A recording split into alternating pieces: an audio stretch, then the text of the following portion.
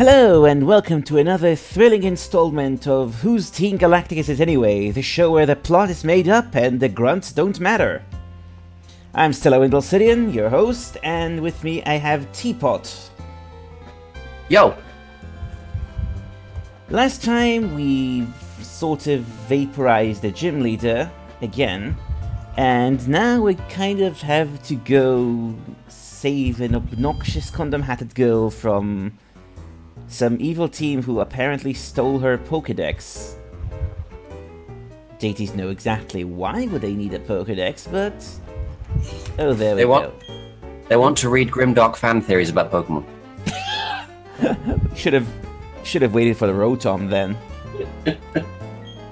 Yeah. Thinking. I mean, if you think about it that way, the Pokédex is kind of the original fan fiction. I know, right? The original Pokemon fan fiction. But not the original novels in question.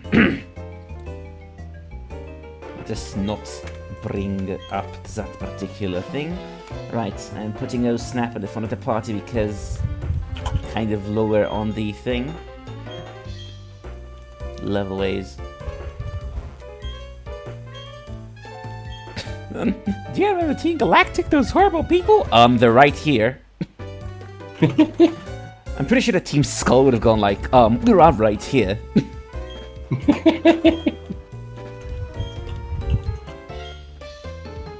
You know, like this, our dream team has no chance of losing.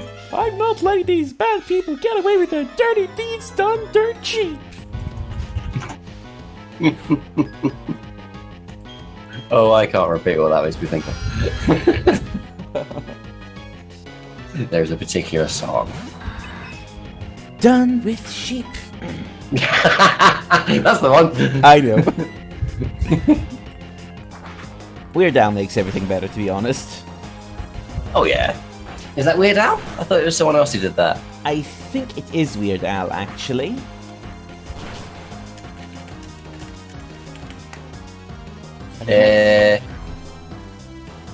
Bob Rivers? Yeah, it might have been Bob Rivers. So, according to internets, it's Bob Rivers. Yeah, it is Bob Rivers. That works. Oh, stop wing attacking me! Stop touching me! I kill you!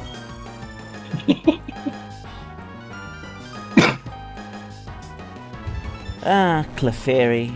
Back before there was even such a thing as a fairy. Yeah. Dear. Silly question. Did Clefairy get retconned? I presume it did. Oh, yes, it did. Yeah, it did. It's a pure fairy type now. Weirdly yeah, enough, there are a couple. Yeah, weirdly enough, Jigglypuff became part normal. Well, I mean, it kept the part normal, but became part fairy, rather than being completely subsumed by the fairy monstrosity. Hmm. I should probably switch Niche out just because he has obtained the facades required to overcome life's hardships. The Persona Disco Ninja Frog.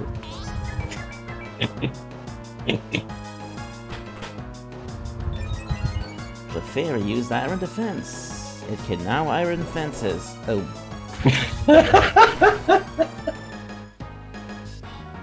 Oh boy. They're useful on Snowpoint, but not really anywhere else.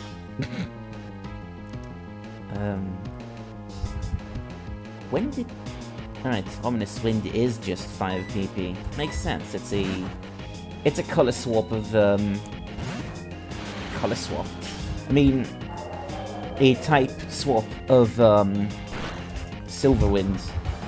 Yeah, we weren't wrong the first time. Oh, that too, I mean, it's Purple Wind. Yes. Oh, Zubat, use this Astonish. Did you know that...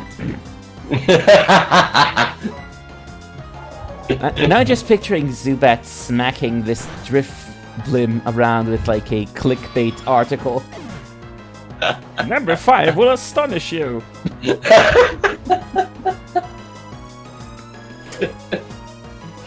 Oh boy. Still, at least we know that Zubat's getting rich. Yep. The world is an evil place.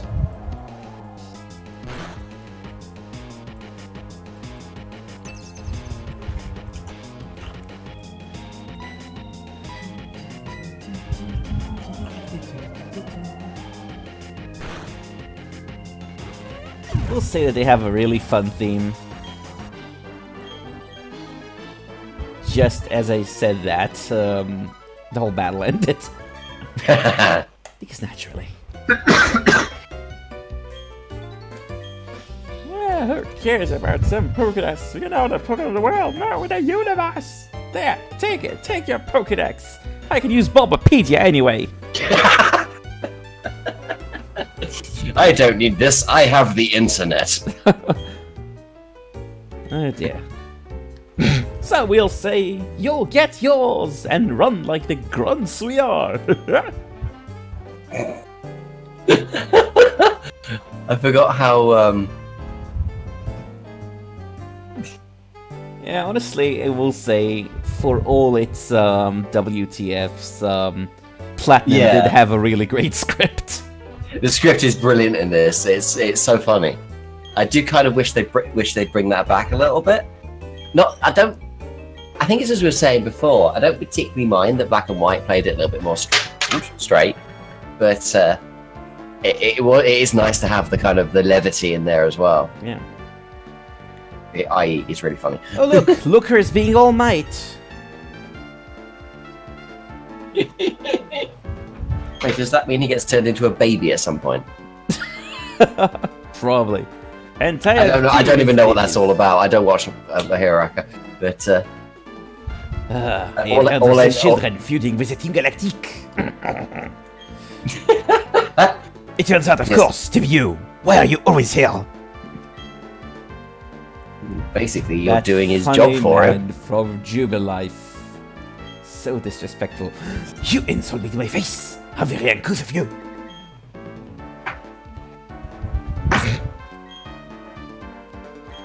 Oh, Gog. And then she ran away. Presumably to hide in her hat. So grateful. I know, right? Oh, got my Pokédex now, bye! Who cares? It's more about the Team Galactique. They tried to steal candy from my baby. The scales of criminality, it seems rather minuscule. The triviality of their action makes them more sinister, perhaps. When he is French, he would not steal candy for a baby unless to replace it with a cigarette. I mean, he probably would, but he'd surrender before he could do anything. And then they ran away. The French quotient of our user base is now thoroughly offended. Again. Probably. Oh dear.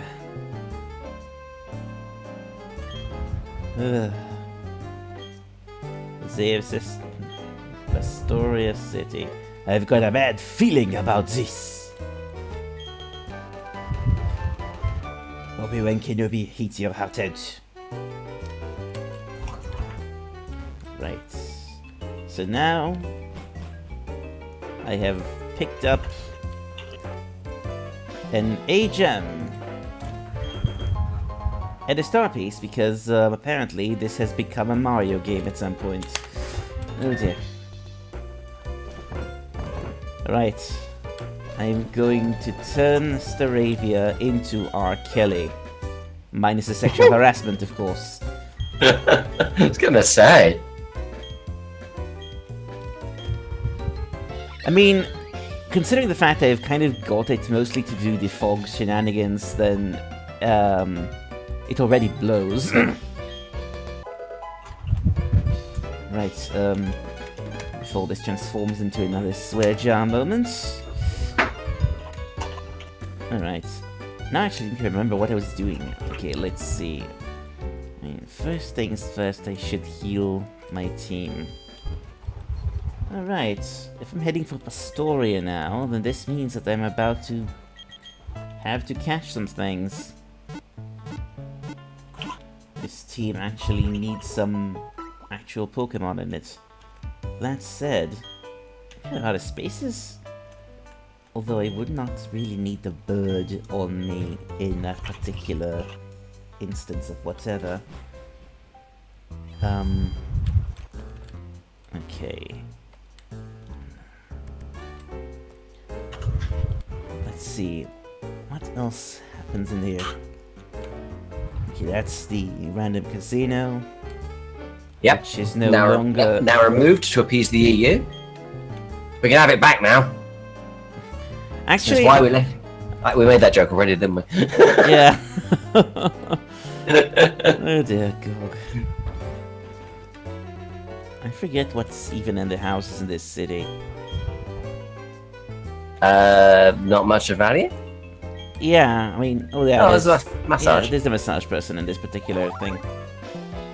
No great harm. Obtain the eerie thing. Okay. I don't even want to know where that Rosalia was keeping that. Right. Let's see. Spin, spin, spin.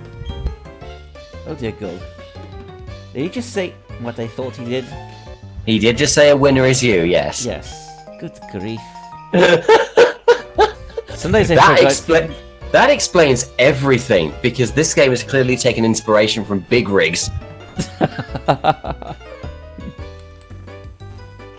Bravo. A winner is you. Right, so we've done this bit, and I think we've gotten through all the CSI Veilstone we need to. And now the entire plot goes south. Are you serious? Just wanted to see it. I mean, there's the ruin you can check out. The guy's been digging for honor and glory. What?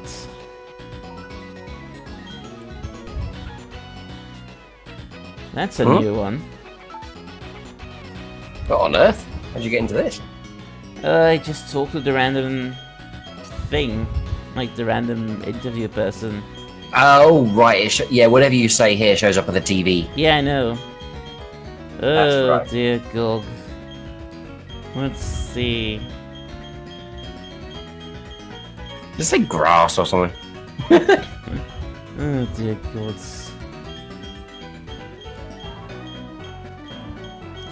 I'm just kind of trying to think of something witty enough to say in here. Oh dear gods.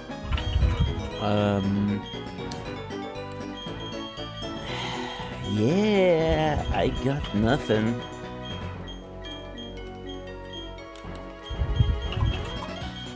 I don't know.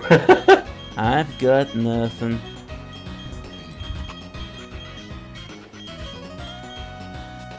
Fuck it. Your mother's a scyther. Swearjaw.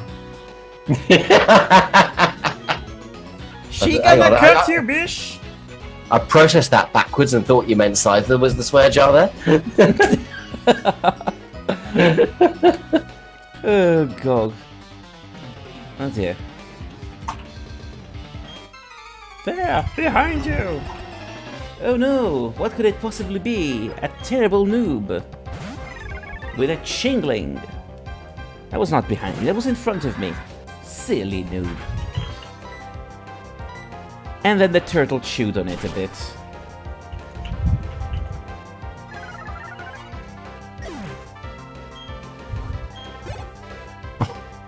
I mean, on the plus side, I did kind of want to level the thing up. And a balloon. Ow.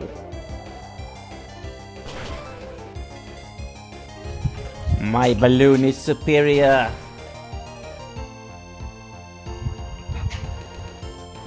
Ow. Forgot Aftermath was a thing for a second. Which is kind of hilarious considering mine has it.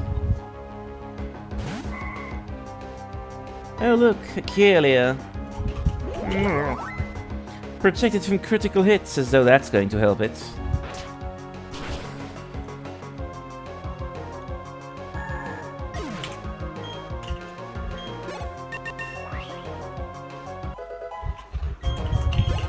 And in this episode, a turtle eats a bunch of psychics. Oh, of course. Because... I mean, it did just eat a balloon, so you might want to get it checked out. Well, yeah. Right, that's Which does seem like the sort of thing animals would do. kind of. Oh yes, I remember. Now I remember what this particular dude's thing was. They basically, once you caught all the letter forms of a known, this guy basically digs a tunnel to the other side of the ruins, and then you can get the exclamation point, question mark, solid snake unknown forms. Oh, right, okay. That's a hell of a chore, though, isn't it? 26 different forms of unknown. You have to have all of them, and obviously it's completely random, so... Yeah, it's not exactly completely random, because there's, like, different,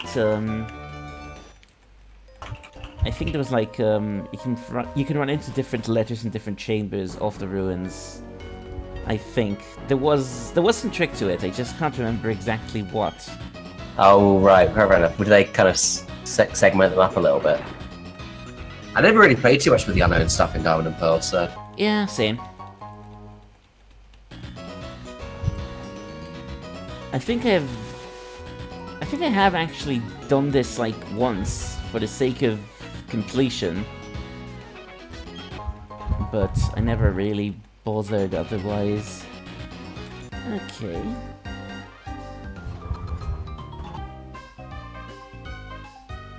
That's another theme I really like here. Oh yeah? The particular theme that plays when you run into that particular trainer type. Ah, also, right, hilariously enough, those things originally were called gamblers.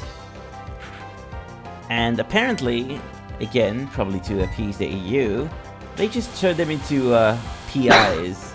Oh. PIs? That doesn't make any sense. Did you just... Did that thing just use a one-hit KO attack that worked? Ooh. That makes no sense whatsoever. I suppose it's gotta happen sometime. Fine.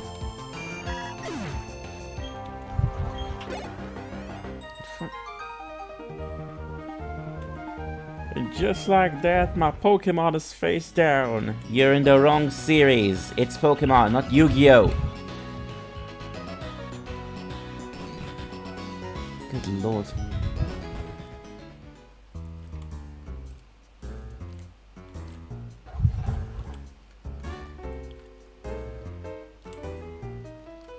Veilstone's music always reminds me of the Top Cat theme.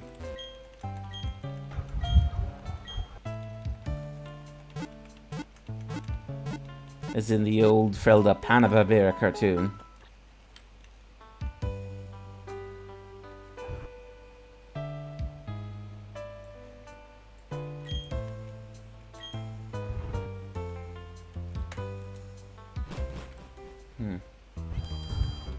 Right then. Now that we've healed the turtle, go back out there.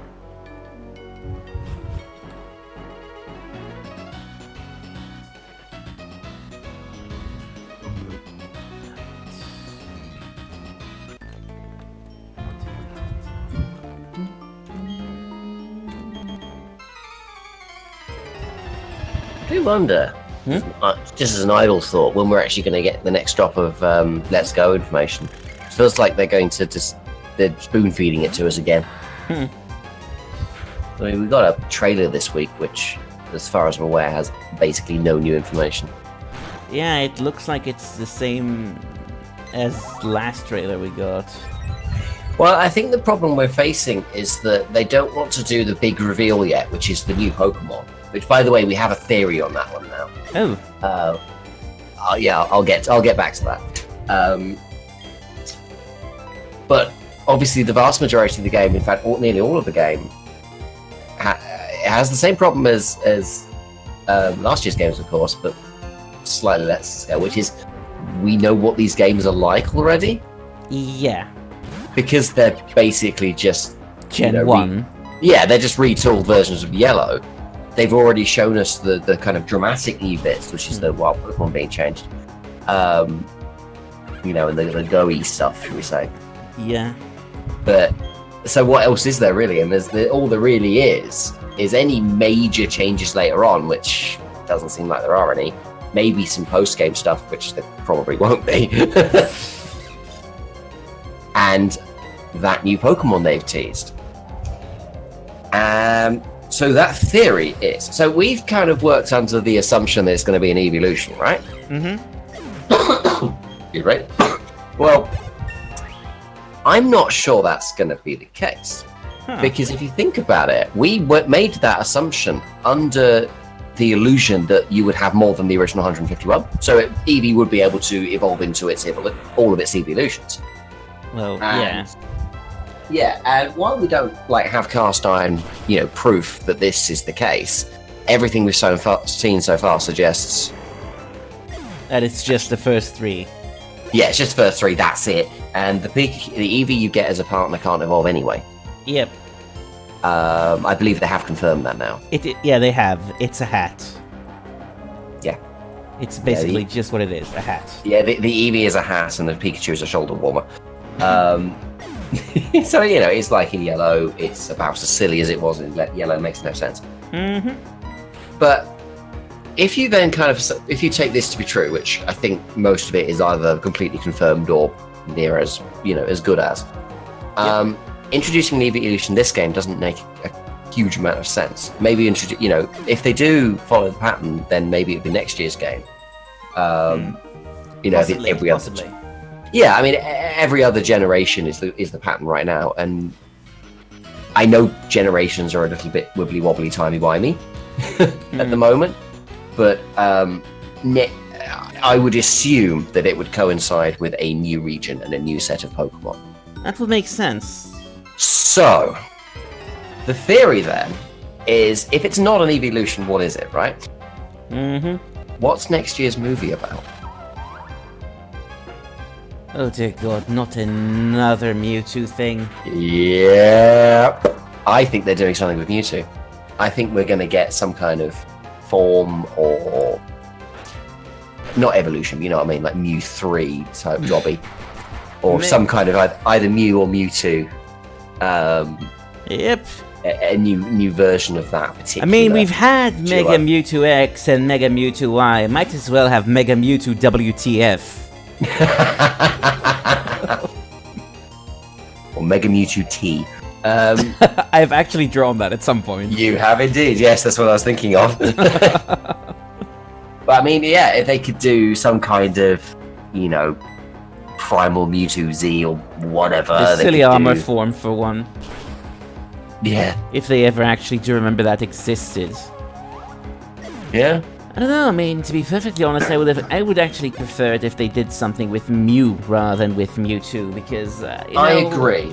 As much as I appreciate Frieza and Gigas' love child, I think it's got enough attention already. I think so, honestly. I do completely agree with that assessment. I think it's one of those things that Mewtwo, because it was in the first movie, because it was the first true mythical, and admittedly that was long before they had that name. But, yeah, I mean, they didn't even have a name for legendaries, really, to start with, because that was a fan name. I think the legendary Pokemon were called legendary Pokemon. It was... Oh, were they? Okay. I thought it was a bit like evolutions where they didn't really have a name for them as a collective anyway. No, they did refer to the legendary birds as the legendary birds, but Mewtwo is like... Mewtwo is basically just kind of Mewtwo. I'm not sure if they actually call it a legendary Pokemon per se, but obviously Mew did not get that particular treatment. Mew was supposed to be like... I mean, back then, Mew wasn't even supposed to be knowledge at all. Yeah, I mean, Mew didn't really exist in the lore of Pokemon because no one knew it was there. I mean, obviously it was mentioned in the games, like in the backstory, whatever, for Mewtwo, but yeah. Yeah, but it was never supposed to be catchable, was it? Which was kind of interesting. And then it got hacked in at the last minute by someone, apparently 5 minutes before it went golden. Didn't tell anyone. Something like that, yeah. There was something like that, basically. Yeah, by the time they discovered it was too late to change it. Considering how broken the rest of Gen 1 is, like, that's dangerous. Pretty That much. would be, well, it's an interesting thing, because if that story is true, it's a real kind of, it's a real miracle that the guy got away with it. Like, doing something like that. I mean, he did have a whole truck to hide it behind. That's true. No one will ever know it's underneath the truck. A truck? I'll steal it! No one will ever know! God. Oh boy. Throw me off my train of thought now, well done. Oh god, there's a mental image and a half, actually. Yeah. Right, sorry. If a programmer these days did that, tried to slip some code into a project that was about to ship, didn't tell anyone, they'd probably get fired for it. By fire, do you mean from their job or out of a cannon into the sun? I would say the latter. Yeah, it depends on the manager. I think you're supposed to do the former, but I think a lot of people want to do the latter. Programmers are remarkably homicidal people. Yep. Oops. But yeah, no, I mean, going back to the kind of subject at hand, I actually do think that if they were, like, if the theory is true and it's, you know, going to tie into next year's movie somehow, or I don't know, because maybe it won't, because maybe there's an event that's going to be, or maybe this is that event, I don't know. Possible. But if something's going to tie into next year's movie, a Mew variant seems like it would make sense. I mean, it's not even the first time they've done this. They announced the Mega Mewtwo's because they were going to be taking a starring role in the Genesect movie. Yeah, well, Mega Mewtwo's, there was just the one, and they kind of really were coy about it. Like, in the movie itself, they didn't actually... I don't think they ever actually mentioned that it was a Mega Evolution, per se. No, they didn't, did they? Because I think for the longest time, they didn't actually acknowledge what it was. Like, when they first announced it, they called it a new Pokemon. Well, they call everything a new Pokemon, like, you know, new forms. That's sort of the thing they do. Yeah, they are deliberately vague about it as everything, but it took them a very long time to actually say, yeah, this is a Mega Evolution, this is a new mechanic. They were stringing us along for about, I think it was like a month or two. I think that in the actual movie itself, there's no actual recognition of it being a Mega Evolution or anything else, because, you know, Mewtwo sort of does that thing on its own, like, completely not in accordance with how Mega Evolutions work. So the whole thing was just this really weird... Yeah, it was kind of like an overdrive rather than a Mega Evolution, which was kind of interesting. It was weird, but then again, the whole movie was. Yeah, I get that impression. I haven't seen it myself because I have taste, but no, I'm kidding. I cannot say that I watched the Keldeo movie willingly, and regretted it. But even so. Basically, insert My Little Pony theme here. Yeah. The thing with the Keldeo movie was the fact that it was,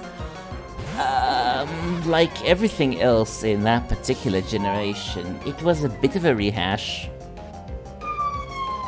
Yeah. Oh dear. Flying Type F. Why is Sand Attack? Oh, I know, it's awful, isn't it? If they got rid of the entire accuracy and evasion mechanic in Pokemon, that would be quite nice. I mean, the thing is, like, things that change that are kind of generally banned in competitive play anyway, so even Game Freak know it's annoying. I am in a bit of a fix. Oh yes, a bit of a pickle. Actually, do I have, I have revives. Ah, that's good. Okay, good. I think what I'm going to do is I'm going to continue trying to launch Videla this thing. And, assuming she indeed gets, taken out, which is likely to be the case. Yep. Ooh. I'm going to send out Holy Dip. makes sense. Use it as fodder to revive her again, I suppose. Exactly. That is exactly what I'm going to do. Yeah, sounds good. Sounds good. Yeah, I just found I can't even remember the Kelvio movie really. I just found it extremely bland. So it is My Little Pony the movie. So. Oh, I'm told by people who should probably know better that movie is quite good. The My Little Pony movie, not Kelvio. Yeah, I figured as much. I mean, I don't know if I believe this, but there you are. I mean, to be perfectly fair, you know, it is kind of a fun and it is kind of a fun and exciting thing to make fun of the cartoon horses because of cartoon horses. Yeah. But I hear it's not as awful as people are trying to make it out to be. Although... It isn't. I've actually seen a couple episodes, one of the musical episodes as well, and it's like I got shown it. And it was all right. Like I can understand I can certainly see the attraction. It's not something that I kind of felt compelled. To sit down and watch the rest of for sure. There is one good thing about it though. The fact that Q is in it. Yeah, fair enough. I mean, it is literally Q. There's no bones about it. It is Q. It's Q as a furry. That's Discord. That's exactly what he is. That is the internet's dream. To be perfectly fair, Q as Q, I'm pretty sure would be a raging furry. Yeah, probably. Oh dear. Great character though. Yeah. Oh yeah. Sorry, I was just gonna say I did watch the episode, and it's one of those things that I kind of enjoyed it.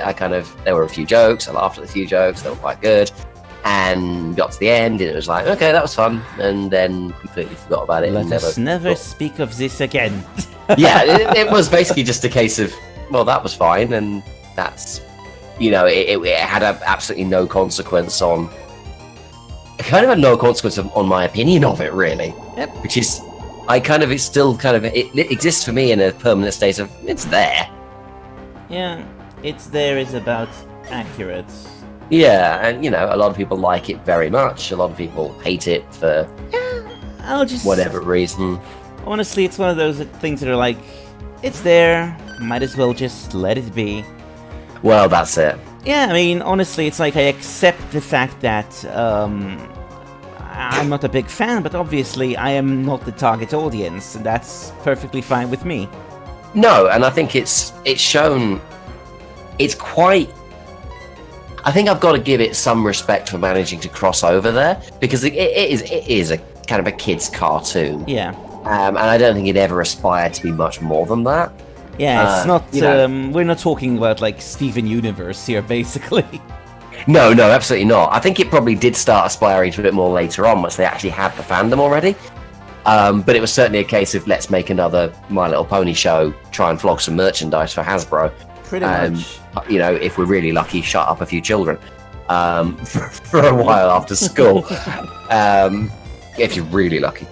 And of course, it ended up having this sort of, it would be easy for me to sort of bash bronies at this point, and it's tiresome, so I'm not going to do it. Low-hanging fruit, yeah. Yeah, and also I have no particular objection to people who like things. Yeah. But, and the fact that it's actually kind of gone, okay, yeah, here's this adult male audience, which is the polar opposite of what the show is designed for, and they're watching it and they're liking it too. I think it suggests that the show is, the series is really well made, because it is. Oh hey, most things that Snap have is that crossover. evolving. Oh, excellent! I forgot it evolved so quickly. Yeah, I think they all do in Sinnoh, don't they? They all evolve at 32-ish? No, I think that's just Torterra. Not that I mind, because Torterra is one of my absolute favorite starters of all times. There it is, that's quite cool. It's also one of the only Pokemon I have merch of, like, at all. That doesn't surprise me somehow. Yeah. Earthquake! Ah, excellent. Okay, that's really cool. Torterra learning Earthquake through level up is... Right in Evolution, yeah. Yeah. Well, as much as I like Curse, it can go, It's cursed for deletion. pretty much.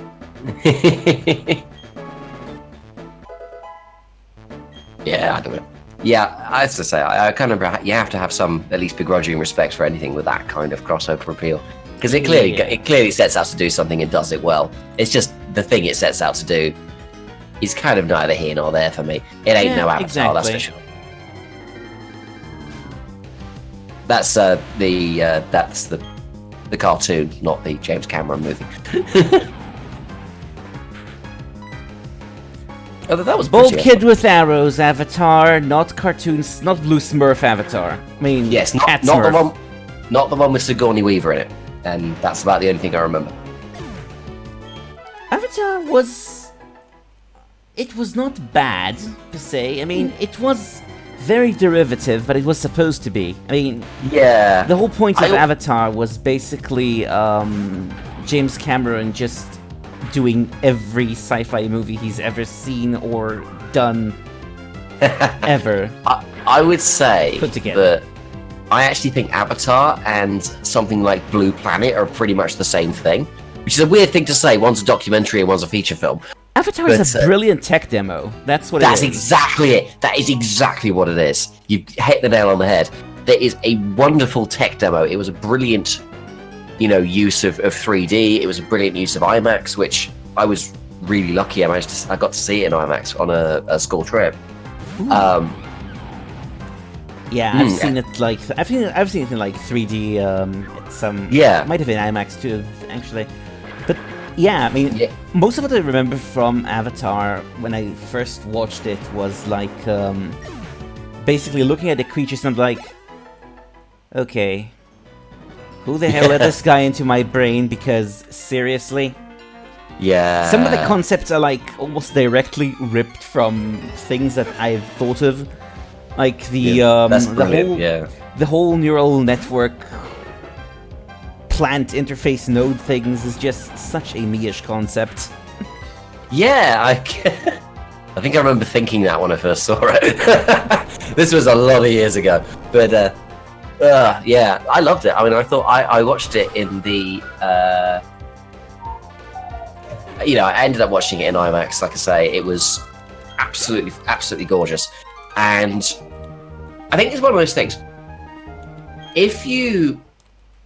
In terms of being a movie, I think it fails on a. It fails on the level that. Put it this way: if I call out a big major film, most people who are at least vaguely versed in film anyway will know roughly what the film is about and roughly what happens in it. So if I say, ooh, a Porygon. Sorry. If I say, I don't know, Titanic. What's Titanic about? A ship sinks for 3 hours straight in gorgeous CGI, and Leonardo DiCaprio dies and doesn't get an Oscar for his trouble. Yeah, yep. Let's see. Iron Man? Robert Downey Jr. being Robert Downey Jr., the movie. Pretty much, yeah. Complete with the drinking. I know, right? Try something a little bit different, but... Oh, anyway. Yeah, you get the idea. Yes. What actually happens in Avatar? Because most people can't tell you. What basically happens in Avatar? Essentially, it's a bizarre hybrid of Dances with Wolves and the Smurfs. Pretty much, yeah. Kind of. I remember it as the humans decide to invade a planet of what they called Na'vi to get unobtainium, which apparently is. Well, I actually remember. I remember more than that because there are a lot of things that did sort of really click with me in that particular context. But again, it's mostly a check out what we can do with all this CGI. Look at all them dots. They're bioluminescent. I think a lot of what you remember about the film is the set dressing, Well, which is obviously. I mean, basically, I'm trying to. Here's the thing: I cannot really do a short, concise, and appropriately snarky summary of Avatar because basically the whole point is: am I fighting a trainer or am I fighting a random? Trainer. Well, that kind of absorbs. You can tell because you got the Pokeball thingy at the top right Oh, of the bottom screen. oh right.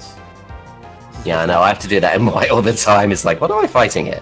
But yeah, basically, what I remember from Avatar in terms of actual plot is basically this. Earth's overpopulated and run by corporations, so basically just like the real world. The main dude is a Marine or an ex-Marine, some kind of a military whatever, who lost the use of his legs. Oh, right, yeah. And basically he got roped into this because his brother was a scientist and he was part of the whole Avatar program, and then he got killed through some arbitrary plot contrivance. And basically, because these avatars are kind of keyed to be...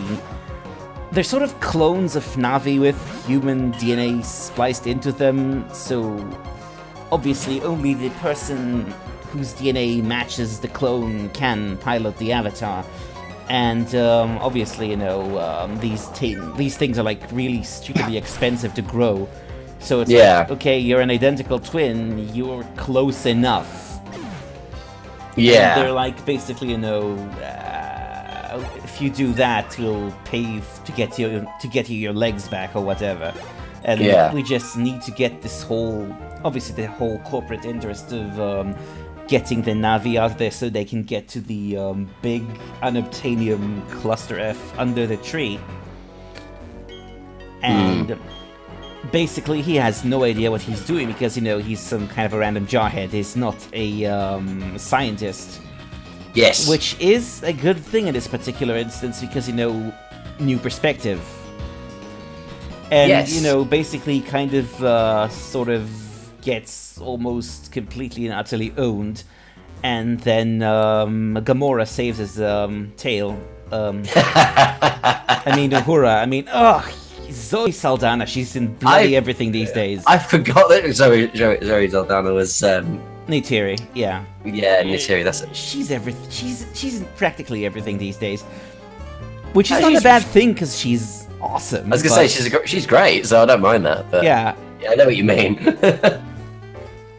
Anyway, yeah, basically, yeah, so he sort of gets to know this species and learn its ways from her perspective, which is kind of, you know, awesome because the whole thing with the Na'vi not trusting the humans, even in the sort of avatars they're piloting, because, you know, they're being humans, and, like, you know, they see the Na'vi as these primitive, alien, savage machines rather than actually trying to understand.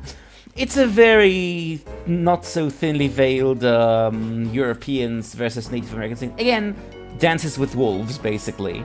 Yeah, there's and at not some point, so much, yeah, exactly. not so much symbolism as a mallet. Pretty much, yeah. And basically, over time, he sort of gets to sympathize more with the Na'vi than he does with the humans, which is kind of logical because the humans are kind of dicks in this movie, except for except for basically him and Sigourney Weaver. Yep. And yeah, then she kind of dies, and they try to do her brain transfer into her avatar through some silly shenanigans, and they fail. But apparently her brain pattern is still kind of stuck in the big planet-wide neural network, because, I mean, that was never actually officially stated, but it's pretty much implied that, that's one of the things I actually kind of love about this thing, when, you know, they're basically like, you know, maybe we should talk to the big planetary consciousness and ask it to help, because, you know, these humans are going to kick our ass. Yeah. And then Neytiri's like, you know, she doesn't do that. She doesn't intervene directly. And then basically every single animal on the planet is like, you know what? Yeah, no. And I always kind of took that as, you know, maybe the planetary consciousness would not intervene directly until Sigourney Weaver got kind of planted in there. I think that I think it's supposed to be. I think it's implied that that's sort of the case, and I think they were going to explore it more. I think they're going to explore more of this in the completely and utterly unnecessary sequels. I mean, honestly, yeah, they were going to do. They're doing sequels. They are doing sequels. They are doing a whole bunch of unnecessary sequels.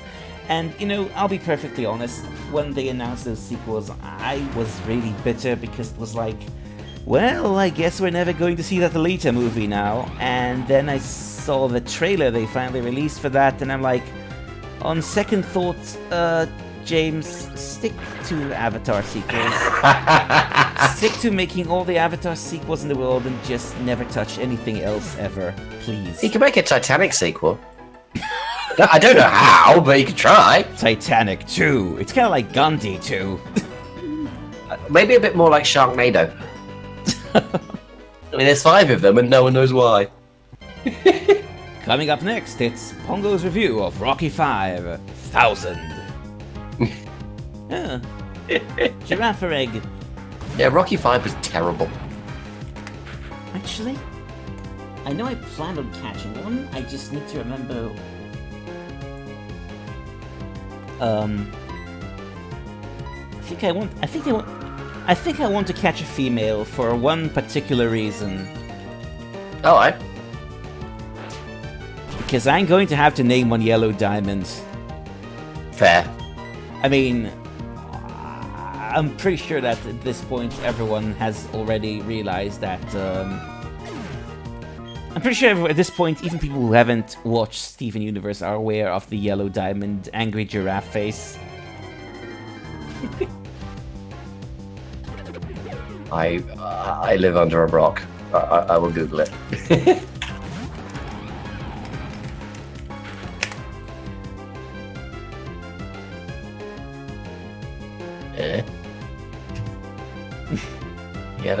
Yellow diamond. I'll just post it. Yeah, I'll post this on the chat here because. Oh, was that on Twitch chat? Yeah. Oh, I had it shut. Can you post it again? Sorry, there's no scroll back on Twitch chat because it runs a modified version of IRC. Yeah. Which means it's super performant but loses everything.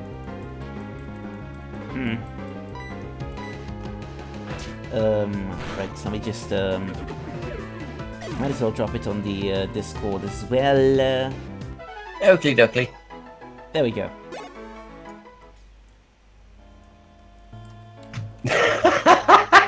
That frame is... Okay, fair enough. That frame is absolutely legendary. I mean, the first time we see her, she looks all, you know, graceful and ominous and, you know, as you would expect in Alien Overlord to look like. Yes. And then this one particular character who is like this low-tier technician type basically calls her Claude. And the look on her face, it's just the extended neck, the angry sort of. She just looks like a really, really angry giraffe, and it's amazing. It really does. It's brilliant. I really need to watch this show at some point. It's very, very good.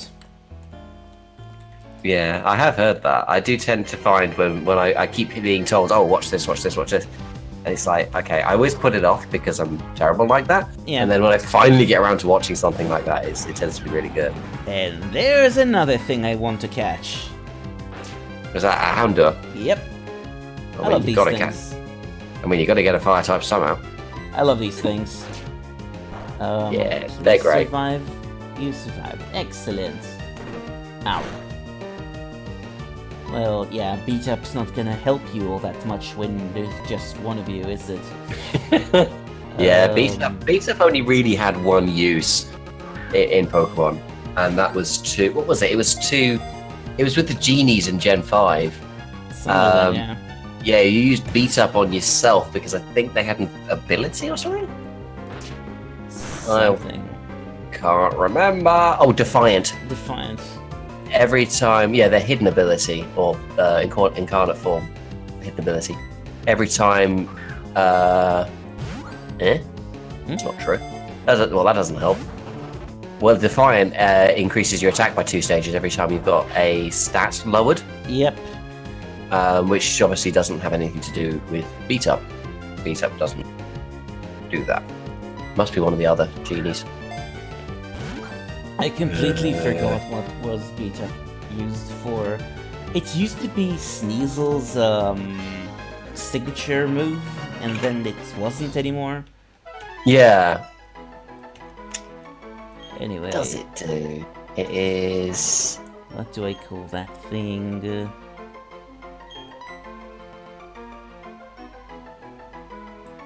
What do I call that thing? Oh, I think I got it wrong. It wasn't used on the genies. It was used on the Musketeers. Oh. Because they all right. have... They have this ability that makes them stronger when they get hit by a dark move or something like that. That's correct, yes. So every time Pokemon were justified, so that's... this is all hidden abilities. Growlithe, Arcanine, Absol, Lucario, and Gallade can all have justified. Yes. And then Cobalion, Terrakion, Virizion, and My Little Pony have it as their only ability. Yeah. But anytime one of those is hit by a Dark-type damaging move, their attack is increased by 1 stage. So, if you used Beat Up on your own Pokemon at the start of battle, its attack would go up. I think it's 6. I think it would be maxed out. Something in exchange for a tiny little bit of damage. Tiny little bit of health loss. Hi, Cole. Hey, are we talking about the beat up Terrakion thing? That's the one, yeah. Yeah, that was terrible. I saw it used quite a lot, but yeah. Yeah, I've seen it used quite a bit as well. I can tell you from personal experience, it wasn't very good at all. For the simple fact that Among Us was the most used Pokemon in all of that VGC, and it would ruin the entire strategy by using Rage Powder. So Beat Up ends up hitting Among Us instead of Terrakion. Yeah, totally ruins the setup, and then yeah. And yeah, so it kind of just fell on its face, and then obviously Terrakion can't really do a whole lot to Among Us, so Among Us just puts it to sleep, and it's just like, yeah, whatever. Yeah, I think it was very situational, wasn't it? I know I did see it quite a lot. People did like it, and then... It was very situational, and then once it kind of became widespread, it was like, and people worked out how to beat it, it's just, at that point, it was just doomed. Like, yeah, the only people you're going to beat with it are just, inexperienced players, you know. I think it was only ever really widespread during the kind of the first half of VGC, what was it, 11? I wouldn't even say the first half, I'd say like the first month. Yeah, true. And then once people realised it was terrible, it just dropped off. It's basically like Fear Rattatas. It's sort of one of those strategies that are like, it's useful when nobody knows about it, and then everybody knows about it. It's just really easy to shut down. Yeah, it's definitely like, and as soon as you see like Terrakion and it was Whimsicott that did the strategy with that. Yeah. As soon as you see the two of them together, like if any experienced player be like, okay, yeah, I know to prepare for this. Yeah, it's another one of them strategies where it's kind of like it seems clever on paper, but if it falls into the same trap as anything in VGC that requires any sort of setup, is that if that setup is predictable and it can be disrupted, then ultimately it's just going to end up not being very good. Yeah. I think it's one of those things where I think it was eventually resigned, kind of like Fear Rattata actually, to Pokemon YouTubers who would go on Battle Spot and then keep trying the strategy over and over and over and over and over again until they finally found someone who was dumb enough not to deal with it, and then win that battle and then post it on YouTube and get 1 million views. Pretty much, yeah. I mean, it's so clever. It's so this, it's that, it's the other. Look. I'll be honest, it is a frustrating. It was especially for me, like trying to help other people learn how to play the game. It was very frustrating to see videos like that being done, and then people thinking that those are legitimate strategies that are actually going to help you. Yeah, you use them, and it's like it's very misleading. Yeah, it's like beating. It's like the whole where I beat a whole team of legendaries using nothing but a Magikarp type job. Yeah, it's like whatever, like, you know. Yeah, it's a great party trick, but it's not actually at all useful for. Well, no, I mean when I did I will apologise if my speech is a little bit slurred. I have had a bit to drink because it is my birthday. Happy birthday! Thank you. So yeah, I apologise in advance if my words are a bit slurry or a bit slow to come out. It probably is to do with that more than anything else. Alright, I should probably actually update the train card. Yeah, it's like when I did Battle Revolution.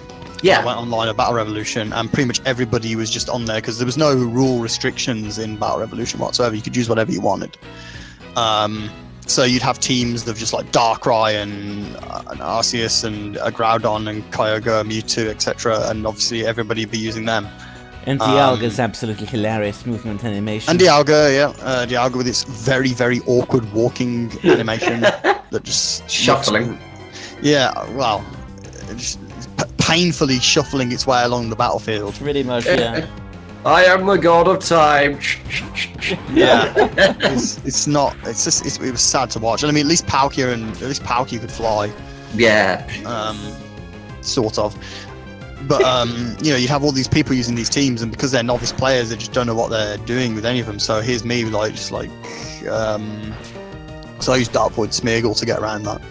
Gotcha. Wasn't the nicest thing to do, I'll admit. But hey, if you're going to use Ubers against me, I'm going to use Smeargle against you with Dark Void. I don't care. Yeah, fair enough. Yeah, fair's fair. Yeah, PBR was a bit of a wasteland, wasn't it? I think if PBR, the thing is with PBR is it could have been something really cool. Yeah. And as far as like, because for the events that we did, it was very good to have around because visually it made the matches look a lot better for spectators, you know. Yeah, rather than just showing a DS screen. Yeah, back at that point it was pretty much vital. Pretty much, yeah. I mean, especially considering Gen 4's, especially early Gen 4, the frame rate issues and the battle speed was so slow. Well, also just the more practical concern that you couldn't project a DS screen. That too, yeah. I mean, even if you could, I mean, in Gen 5 they had a way of doing it where you could get the DS image onto a big screen and make it work. But yeah, it was like with Diamond and Pearl, it just wasn't as good. So having Battle Revolution as sort of like a crutch in a sense to help with that. It really helped make the events a lot more visually pleasing, I would say. I think is the best way to describe that. Yeah. But other than that, it's kind of like it was more of like a tool than a game. That's the problem. It was, because I don't know what happened with it exactly, but I remember watching the original trailers for it. And you know, anyone watching, if you're curious, go and look at some of the original ones, because the graphics and the gameplay and everything was so much better. It was fantastic. I'm going to see if I can find a link to that trailer. Yeah, because one of the biggest things that they lost, it was in the trailer, it was not in the full game, was persistent damage to the arena. So if you used, I don't know, a hyper beam or something, and it would tear up the arena in front of you, and it would stay broken for the rest of the battle, which was really cool. And I imagine they just couldn't get it working with all of them. So the thing that I liked most about that as well was it's a very minor sort of thing. Was the way the camera worked, because you had like, rather than having like a fixed sort of game camera in it, it gave the impression that the camera was like on a floating machine. Yeah. So right. Yeah, of course. It looked so cool. So one of the things that I noticed is when the one team is, because you got Pikachu and Groudon on the one team, and the camera points to Pikachu, and when it's selecting the move, and then when it goes to select Groudon's move, the camera, instead of like shifting over to Groudon, it just pans slightly to the right and then moves over to show Groudon in the background behind Pikachu. And that I thought was a really clever visual touch they had there to make the arena, to give like the area, sort of the arena, to make it look like a full-on thing. It was just a nice visual touch to have. As I say, I'm going to post the trailer in the thing now, just to kind of. It's very hard to describe it, but you'll see what I mean when you see it, like when it goes on to Pikachu and then skips over to Groudon in the background. And just the particle effects on the moves as well look a lot better as well. Like when you see Blizzard being used, it looks pretty awesome. Yeah. One giraffe without a dong. So what happened to that game?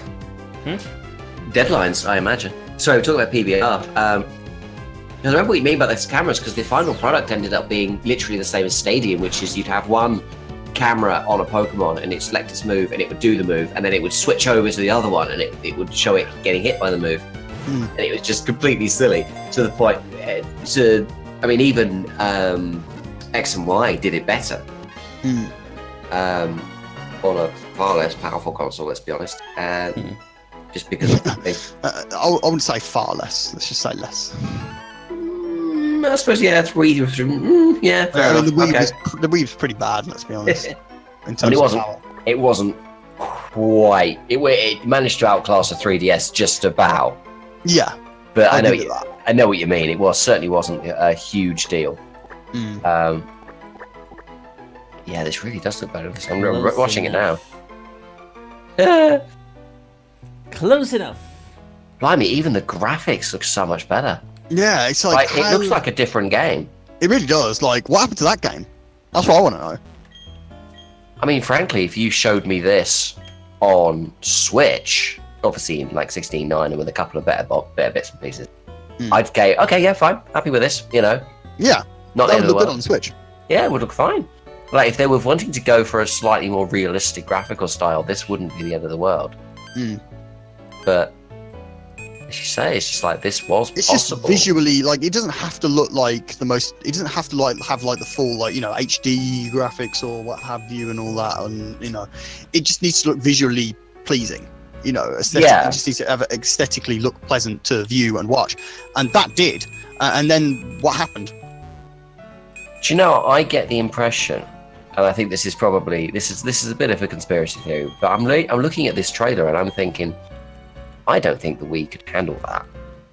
No, I'm not sure it could, you know. I mean, I think that was a target render, you know? I think, not a target render, sorry. I think that was a straight up pre-rendered, like, concept video. Yeah. You can kind of tell that it is, in a sense, that it's not actually... Yeah, there's a couple of... definitely can. There's a couple of bits and bobs that are just a bit too perfect. I mean, the thing that makes me wonder, like, just how powerful the Wii could have been, and I hate to bring this game up again because it's, you know... It's Metroid Other M, because that did some, visually speaking, that did some, by Wii standards, some fairly impressive things, especially with the cutscenes. Yeah. Or even Metroid Prime 3 in terms of gameplay. The fact, you know, the amount of stuff, the amount of detail you had in the environments in Metroid Prime 3, and that ran on the Wii just fine. So it does make me wonder, like, what could they have done with the Wii had they gone down that route? But I kind of get the feeling with Battle Revolution they never really tried. That's the view I get from Battle Revolution, at least. Trick Room, cool. Yeah, Trick Room is very, very useful in in-game content. Yeah, I can imagine.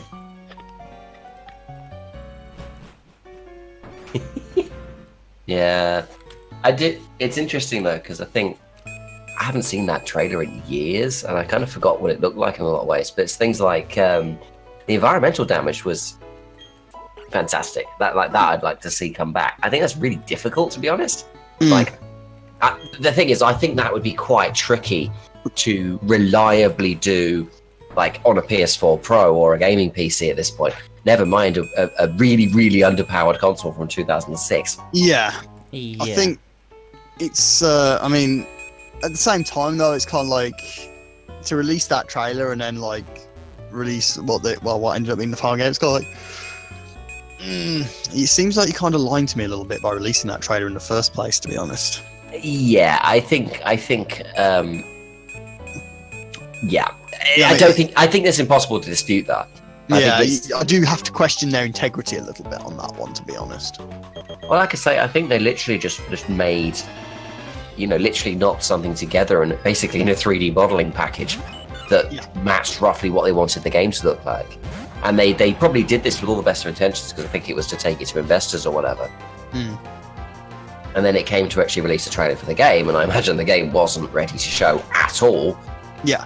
Even in a most limited fashion. So they said, okay, well, we'll show the concept video and then we'll make the game look like this. And it's like, it's just a bit, when you think about how little Battle Revolution ended up actually doing, it's kind of like... Yeah, it's very dishonest, isn't it? Just a bit, yeah. I mean, obviously it was intended to be used in conjunction with the actual main games. I don't think that they really tried to lead people into believing otherwise. Yeah. But at the same time, it's kind of like... Well, you say that, but I would possibly argue that, and obviously this is one of those things that happens, but people are still wrong. But there is this expectation that we were going to get more out of the game just because we just had Colosseum and XD. Yeah, I mean, I'm going to be a little bit maybe controversial with this one. I didn't like Pokemon Colosseum at all. Fair enough. I really did. I thought that game was just legit bad. I mean, yeah, it had some interesting ideas, and it was cool to have it in a 3D sort of world that you could kind of interact with as well. But to me, it was kind of like, it was very repetitive. The level curve was a mess. Honestly, like, it didn't even feel like a curve. It's just like, it felt more like a staircase. Where like the level just jumps up as you go along. It's like Genius there isn't any Sonority flow to this whatsoever. weren't. Yeah, I think it felt like especially if you used the main Pokemon series games, it certainly felt a lot less polished, do we say? Yeah, it felt very unrefined. And there wasn't really a whole lot to it, I didn't think either.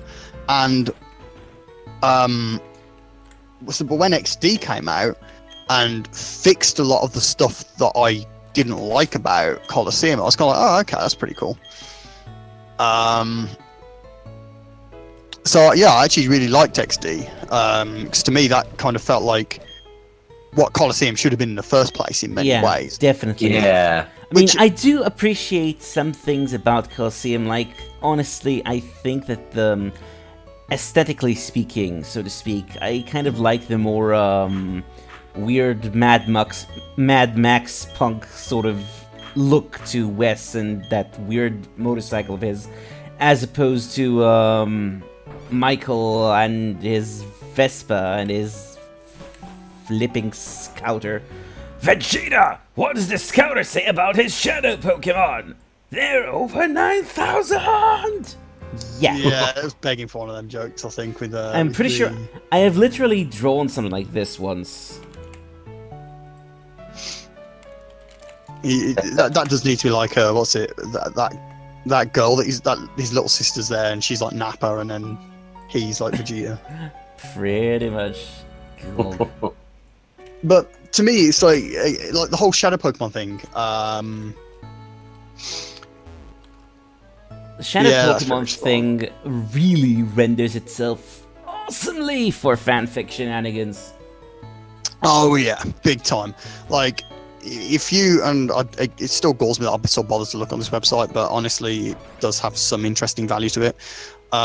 If you look on sites like TV Tropes and stuff like that, when they're talking about fanfiction, the Shadow Pokemon turn up all the time. And Cypher as a group turns up all the time, even though they appeared in 2 games, one of which half the fan base has not heard of. Yeah, I mean, honestly, it's surprising to me, like, loads of people know Colosseum, not as many people, so there's quite a few people who don't even know that XD ever existed. Which is like weird, because that is XD bizarre literally had the frilled up James Turner Lugia. It's like, which is awesome, to be liked perfectly Colosseum. honest. I mean, I personally didn't, but I know a lot of people did.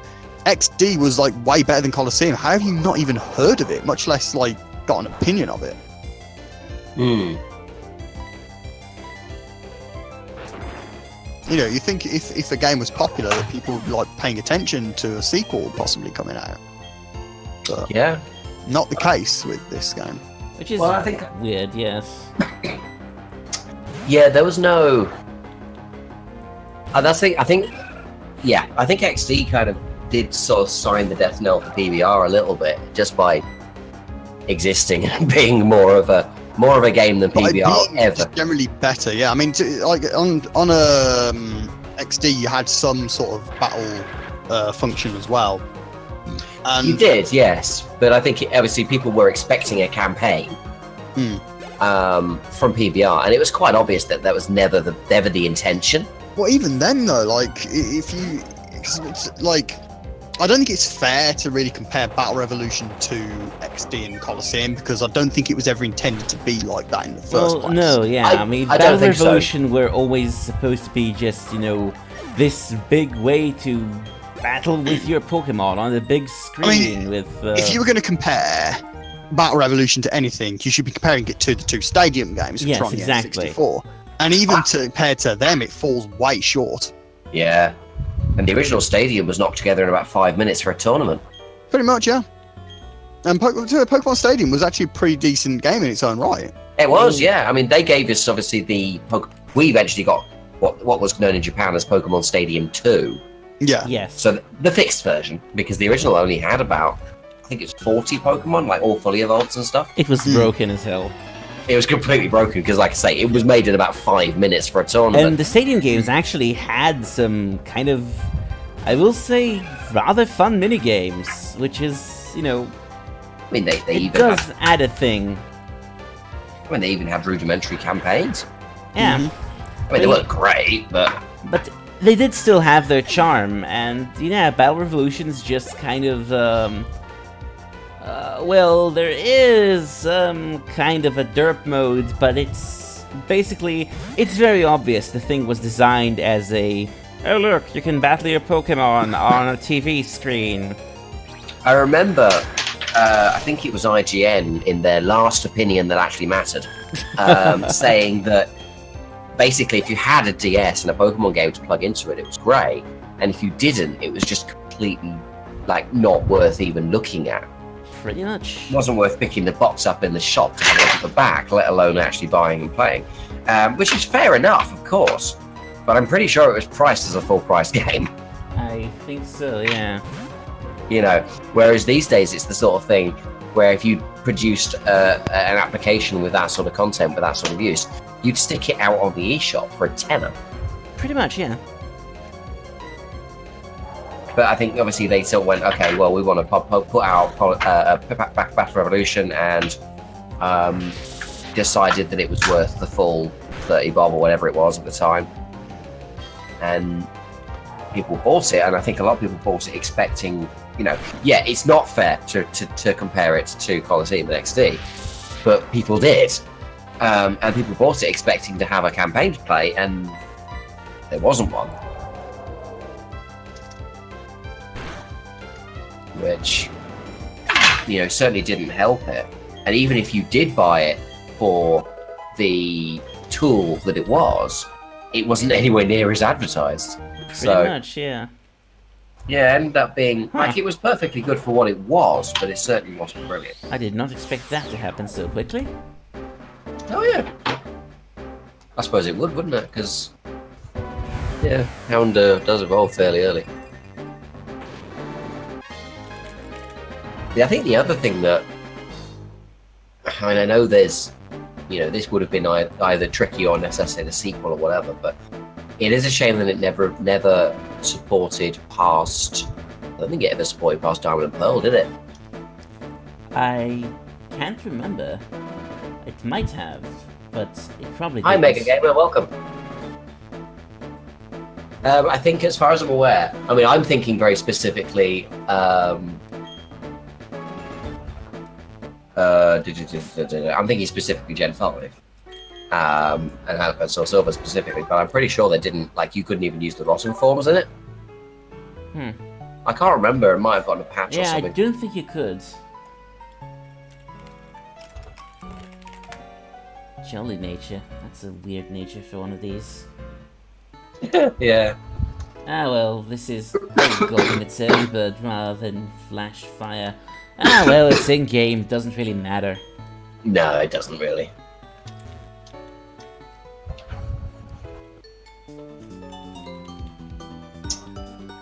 Yes.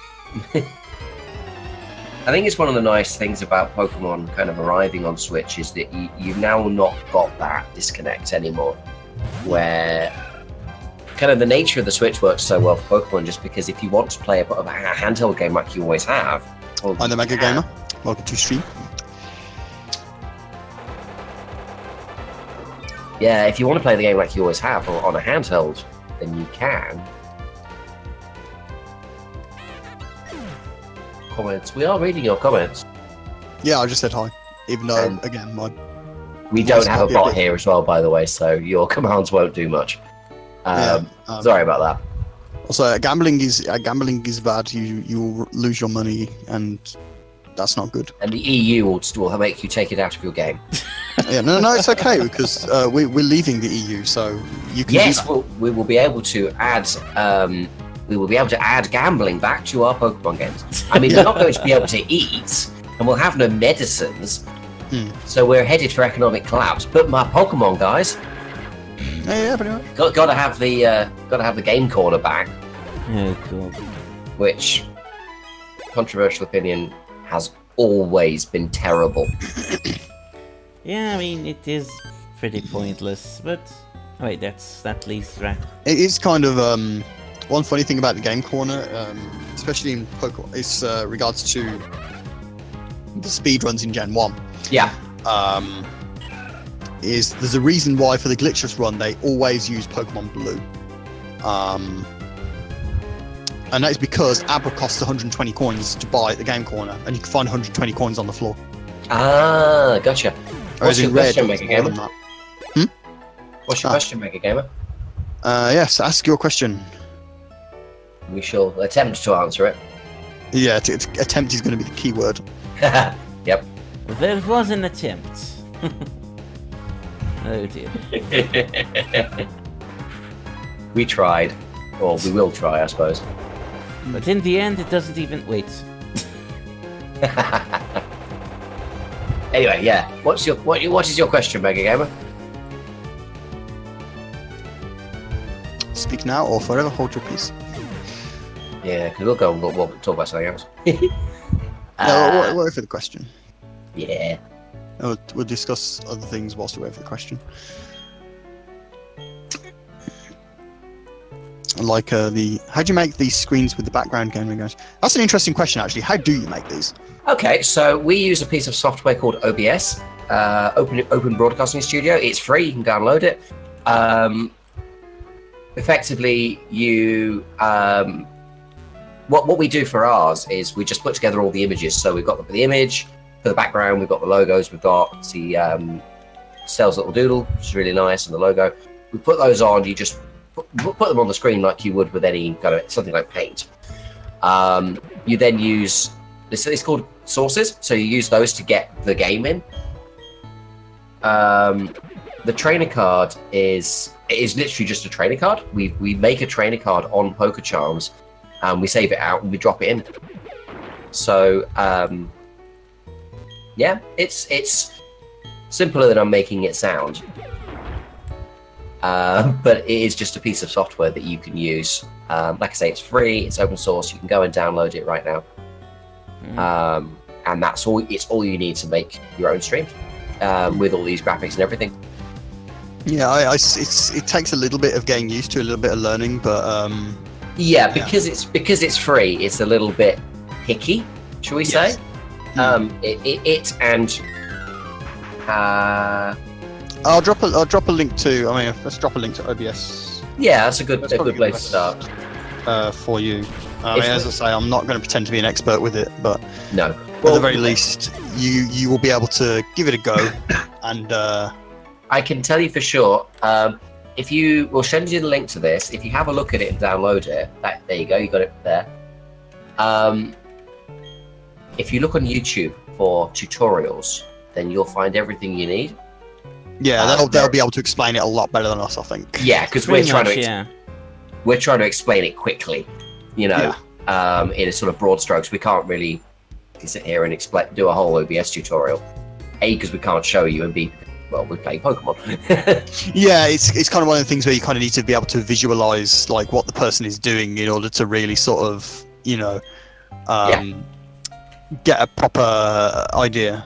How do you become a moderator? Don't. Yeah, You don't. sorry. Yeah, the answer is I'm afraid you don't.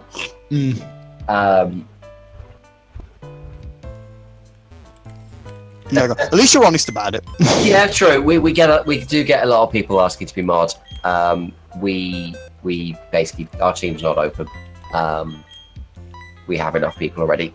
I don't think I can't even remember the last time we've even added anybody to the moderator. That was 2011, I believe. And who was that? Was that Demelza? That was Demelza, yeah. Yeah, so yeah, it's literally been 7 years the last time we added somebody to the moderating team. Yeah. And yeah, we've not really, we've had people leave since then, and we just haven't even bothered replacing any of them because we just didn't Need really any? need. Yeah. Yeah, we just didn't need to. So, yeah, I can't see us ever. I can't see it happening anytime soon that we'd ever have anyone new in the moderating team, honestly.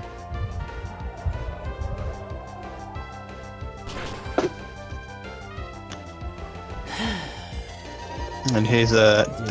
Whoop.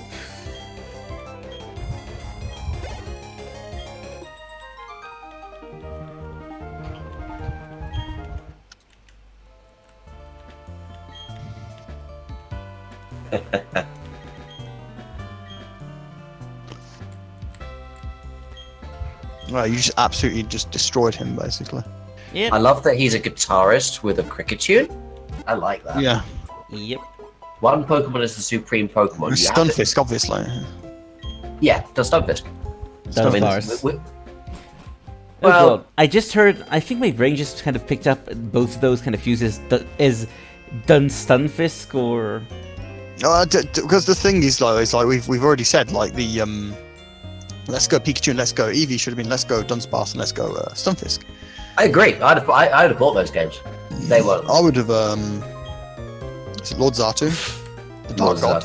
Lord Bidoof. Oh yes. This is correct. Yes. He's Bidoof definitely is part of the Stunfisk. the great legendary perfector. Bidoof and Stunfisk, they're kind of like on par, I would say. Stunfisk might be a little bit better, but you know, I think Stunfisk is slightly more useful, but water's weak to electric. Well, Bidoof's he evolves into normal water, and that's weak to electric. So yes. To be fair, it is one of the greatest AGM slaves to ever AGM slave. This is true. Oh, good grief. I forgot. Indecisive. Deleted. Oh, blimey, I didn't know that did that. Whoopsie daisy. Sending out. Okay. sending shots. 600 seconds. That's 5 minutes, yeah. That is new. Well, I didn't know Twitch did that. Sorry about that. It's fine. Now I know what the mushroom moderation features does. That's what happens when you click the timeout button. There we go. Alright, let's see. Payback, I guess.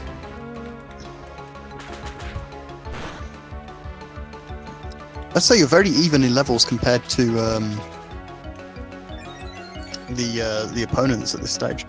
Kind of. I mean, Are you faster than Staravia? I didn't realise I underestimate how fast Drifblim actually is, I think. yeah, same. I mean, this thing is surprisingly fast. I actually need something to take out birds at this point. Ideally, I would have Rock Slide to put on the turtle, but I don't have it at the moment, so...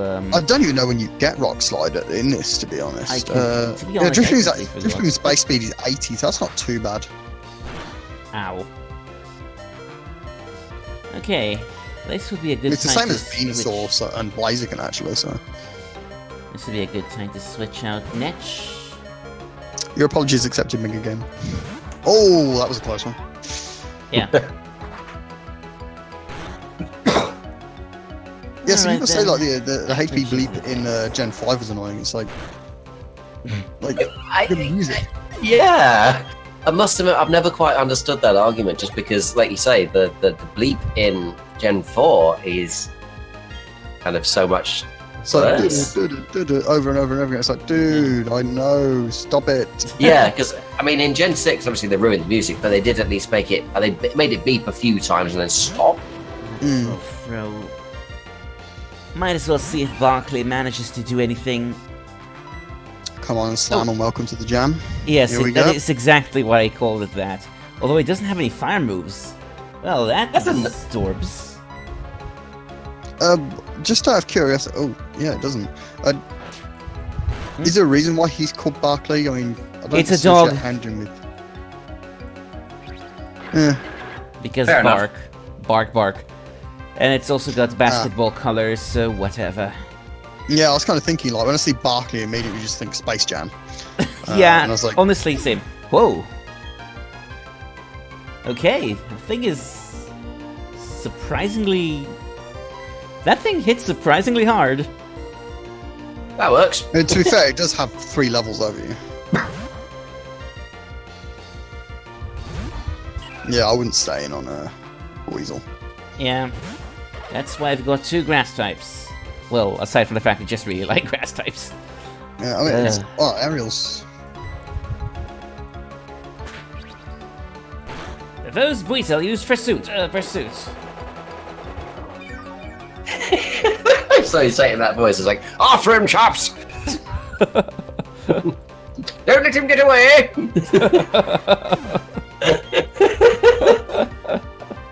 It's like a Monty Python-esque, you know, a Just Monty a bit, Python-esque yes. copper. Spends the next 5 minutes I think chasing. the fact that it has Giga Drain like makes a pretty big difference anyway. Spends the next 5 minutes chasing Graham Chapman around London. Pretty much. There's quite a few water types in this region, isn't there? Yeah, surprisingly enough, because this region was basically this region was the 7.8 too much land to Yeah. Hoen's too much water. Too much water. Right, jam, we suck. Yes, what's the question?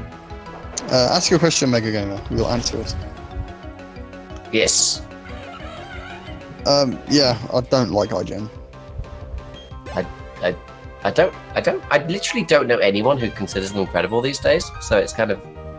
Well, for one, they can't. When will Ash Greninja and Cat Pikachu be added to the TCM? Okay, the short answer to that one is that they probably won't, unfortunately. Because of the way we get the sprites from the games, or they're not sprites, they're actually pictures now. We don't have the pictures in the right format because they were never included in the Sun and Moon Pokedex. So we, rather than using the actual models, we use the pictures that you see when you capture a Pokemon. They don't exist for Ash Greninja or Cat Pikachu. So we're kind of not... We're very limited in what we can do to add them. So while I'll never say never, because it might change, it seems it's not likely anytime soon. When does that thing learn? Thing is, I have a feeling that as well is like Ash Greninja and Cat Pikachu are going to fall in that same category as like Spikier Pikachu and Pikachu Libre before it, where you can't transfer them from like one game to another. Pretty much, yeah. Yeah, that wouldn't surprise me at all. Which is honestly really annoying because I feel like Z crystals. Z crystals, basically, our system isn't set up for them. Yeah, because the way the cards are laid out is obviously it's laid out with the badges being on there as the template. Hey, Dwayne. Hey, Dwayne. Obviously, because there's more Z crystals than there is badges, it would require a complete change of the. Yeah, format. that's not going to happen basically ever. We've talked about it. We've attempted to figure out how to work it. It's just not feasible. There are ways of bodging it. They're awful. We tried them, they didn't work. We basically decided we would rather leave it off than do it badly. So, you know, do it properly or don't do it at all. Basically, yeah. If it's one of those things where, because we'd have to modify our backgrounds, and all our backgrounds are community submitted, we're kind of reliant on our artists. So, you know, we're reliant on their generosity, basically, for what we get. So we'd have to go to them and ask for a whole new set of backgrounds, which... on would be anything here. it would be a big ask. Backgrounds to Sun and Moon, if our community submits them, we'd be more than happy to add them. Nothing gets those. Does anything get Shockwave? Everything's going well, do I? Oh, Giraffe we are. can get it. Oh, Netch can get it too. Weird. That's quite helpful. I think Yeah. Netch might be useful. Except I don't intend to keep using Netch forever.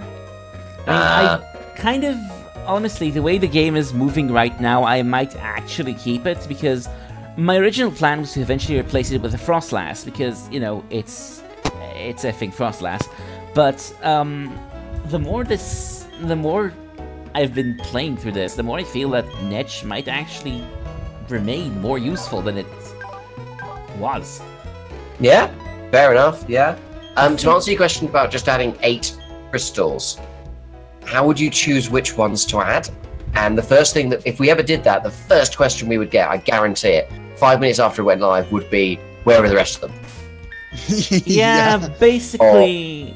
Why can you only add 8? So, it's, and I mean, yeah, you're right, I could just sort of add all of the Z crystals and let people choose 8 of them, but again, it just feels like that doesn't feel like a good solution to the problem. That feels like it would It's one be... of those things where, I mean, I can understand obviously a lot of people would want it, but I think the way we're looking at it is we either do it and go all out 100% or we don't do it at all. We don't really want to go halfway or be Absolutely, yeah. to be lazy with it. Exactly. Because that's not really cool on the people that want it. You know, we'd rather just say, you know, look, we've tried, we can't do it, rather than give like a substandard product to the people and then have them, you know, and justifiably so, Yep. then complain about it not Yeah. being good. You know. Yeah, absolutely. We would rather... The thing with a trainer card maker, and we've said this a few times because it's kind of been the answer to quite a lot of different and varied questions.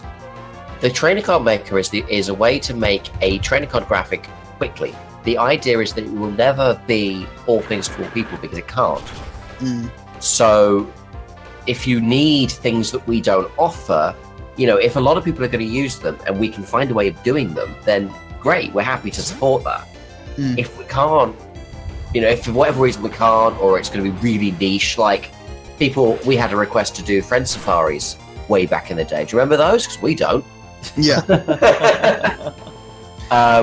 Because basically we were kind of thinking, well, we might be able to do it, but it's going to be a lot of work, just like the Z crystals actually.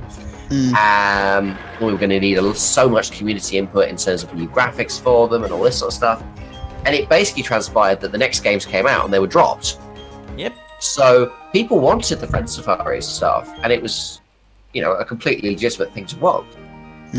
But that kid doesn't look like he's wearing trousers. Wow. Sorry.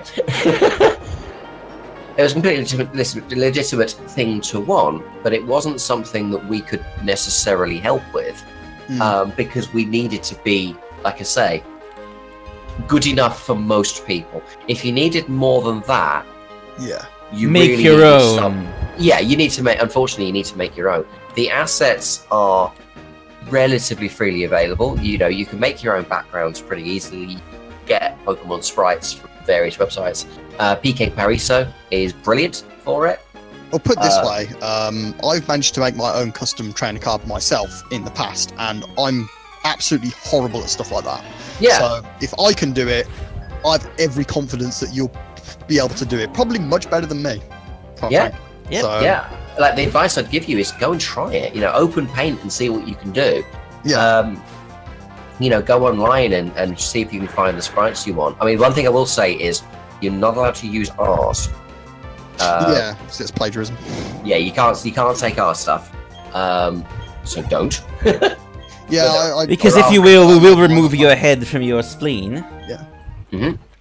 But if you know, there's plenty of free to use stuff. PK Pariso are quite very good about theirs. If you credit them, they're happy for you to use them, which I think is completely fair. Yeah, this is going pretty well so far, Yeah, I think. In answer to Dwayne's question. things are To going be good. fair, like I've not seen that. I have missed a bit of this due to birthday celebration. Yeah, it's been going fine.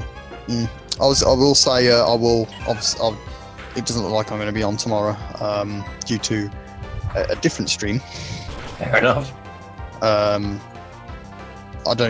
allowed to plug the other stream, which probably won't overlap with yours anyway. Yeah.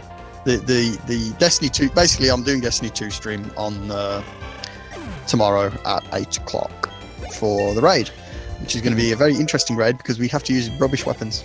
That sounds like fun. Oh dear. Basically, we decided to do it's in a prestige mode. It basically gives you a fixed loadout of weapons. So it's like for the first week, it was pulse rifle, submachine gun, grenade launcher. This week is submachine gun, auto rifle, rocket launcher, and it's basically that every single week with like a modifier attached to it as well.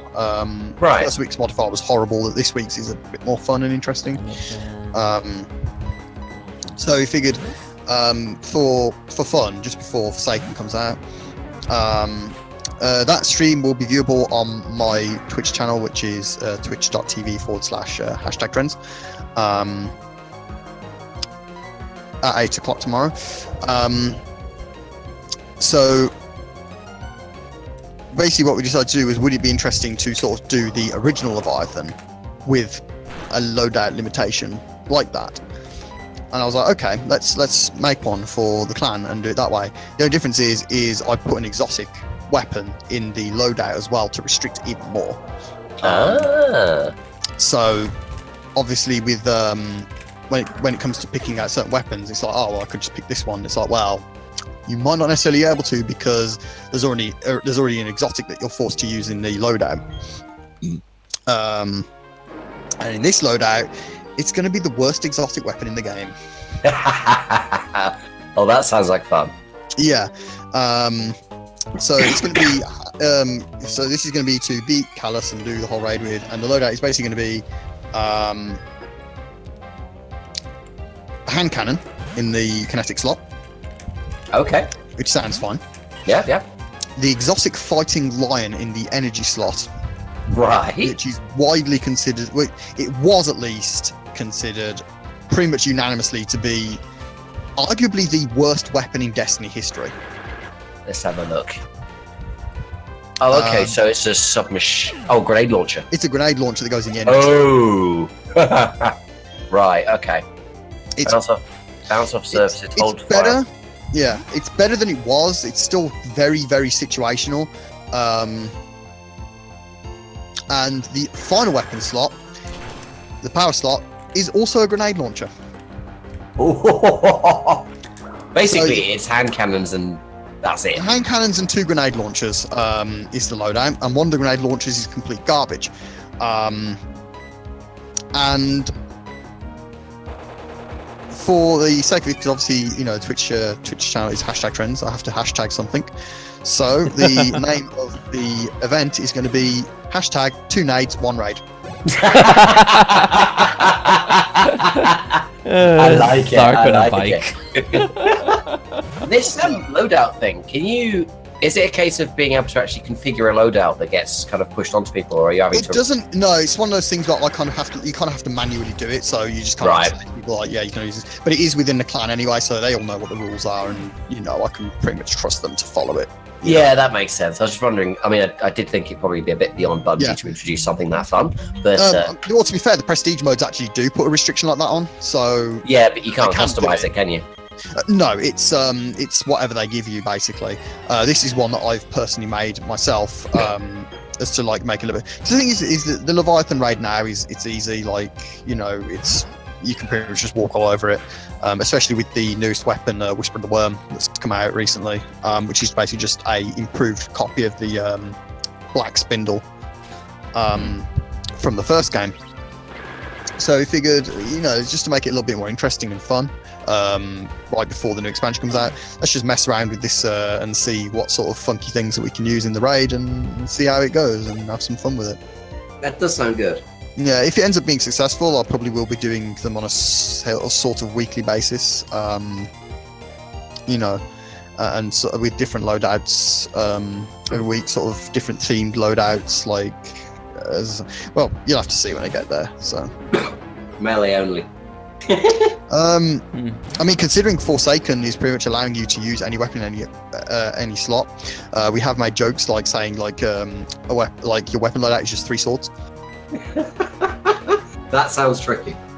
Yeah, considering you basically have a grenade as your ranged move and maybe your super, and that's it.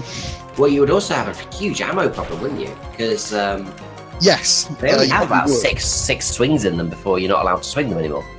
Yeah, I mean, to be fair, like they have in the first game, you had certain weapons that normally they would fit into a certain slot, but they had exotic variants which would fit into a different dear. slot. Like Fighting Lion is an example of that already. It goes into the NG slot despite being a grenade launcher. This is not planned. In the first game, you had You had a sniper rifle and a shotgun that could go in the primary weapon slot. Yeah. That being No Land Beyond and Universal Remote. Both of them obviously had some limitations to them to keep them balanced within obviously being able to use them in the primary slot. Because obviously with No Land Beyond, you had the ability to use a sniper rifle and a shotgun together. And vice versa with the Universal Remote, you could use the Universal Remote as your shotgun, and then have a sniper rifle in the other slot. Yeah. So obviously the No Land and Universal Remote are not quite as good as Seeking! or at least- Swear word, yeah. F yeah. Yeah. Swear jar, yeah. So yeah, they That's had to what I kind of balance Universal Remote and No Land Beyond to be not quite as good as the real deal snipers and shotguns that you could get, which had varying success. There was a point where No Land Beyond was considered the worst gun in the game because it was just that useless. On the flip side, Universal Remote had several nerfs because it was too strong. To the point where it was outclassing a lot of the shotguns that would go in the other slot even. Yeah. So there wasn't really any downside to having it. Like pre-nerf, its kill radius would actually outrange Stormtrance, the super. So if somebody was rushing you with Stormtrance, all you had to do was aim Universal Remote at their head, pull the trigger, and they'd be dead before they even touched you. Alright. So yeah, your super is now completely hard countered by a shotgun that is freely available because it goes in your primary weapon slot. Nice. And now I actually need to get out of here because I need to heal a few things. So yeah, depends on how long that takes. I mean, it might take an hour, it might take several, but we'll see how it goes. Yeah. I look forward to it. Probably give it a probably watch that one because that seems really fun. It's I'm hoping it ends up being. It should at least be very funny. Either way, especially if there's fails, which there probably will be. Plus, it kind of gives you an insight on what an MMORPG raid would look like in a first-person shooter if you've not already seen one. So. That's true. Yeah. And you get to meet Emperor Callus, who's a really nice guy. Oh, God. Callous. Unless he needs to sit down.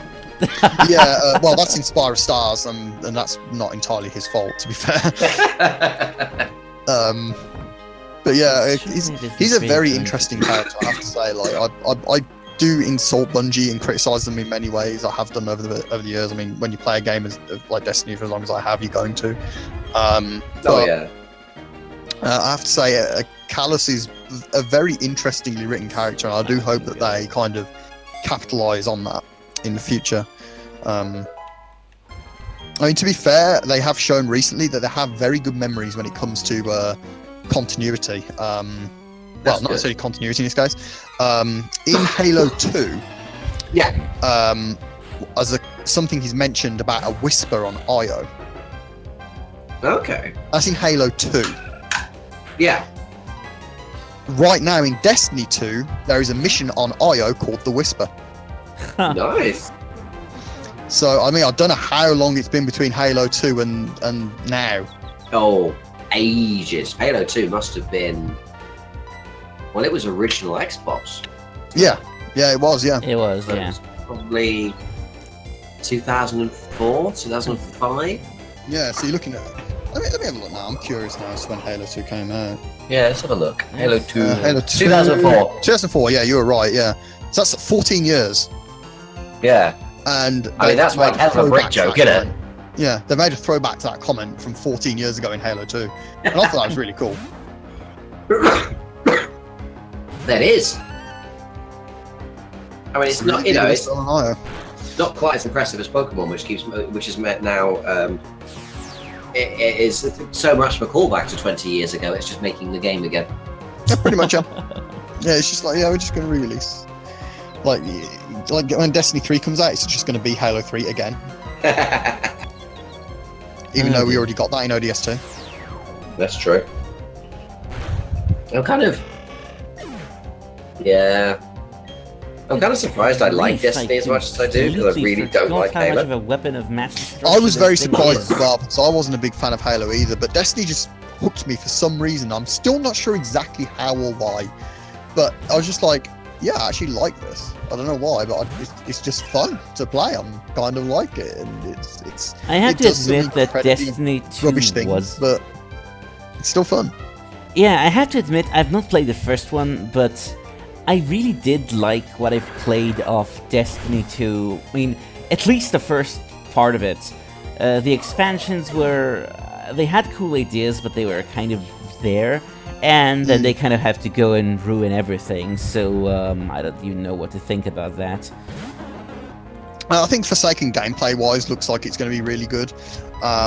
The thing that's kind of... because I know loads of people that I know now are like trying to get the Black Spindle from the Whisper mission now in the final month before Forsaken comes out. And I've already said to people, like, I can guarantee you, like, quite confidently that, yes, the Black Spindle is now the best weapon in the game. It's not going to be for much longer, that's going to change. So you've literally got a month to enjoy this thing. Not even a month, in fact, because as it is right now, it needs its masterwork to be the most powerful weapon in the game. Yeah. Without it, Dark is the most powerful weapon in the game, which everyone already has. It takes 3 weeks to get the masterwork. Oh dear. So 3 weeks from... well, 3 weeks from last week. So you're talking like...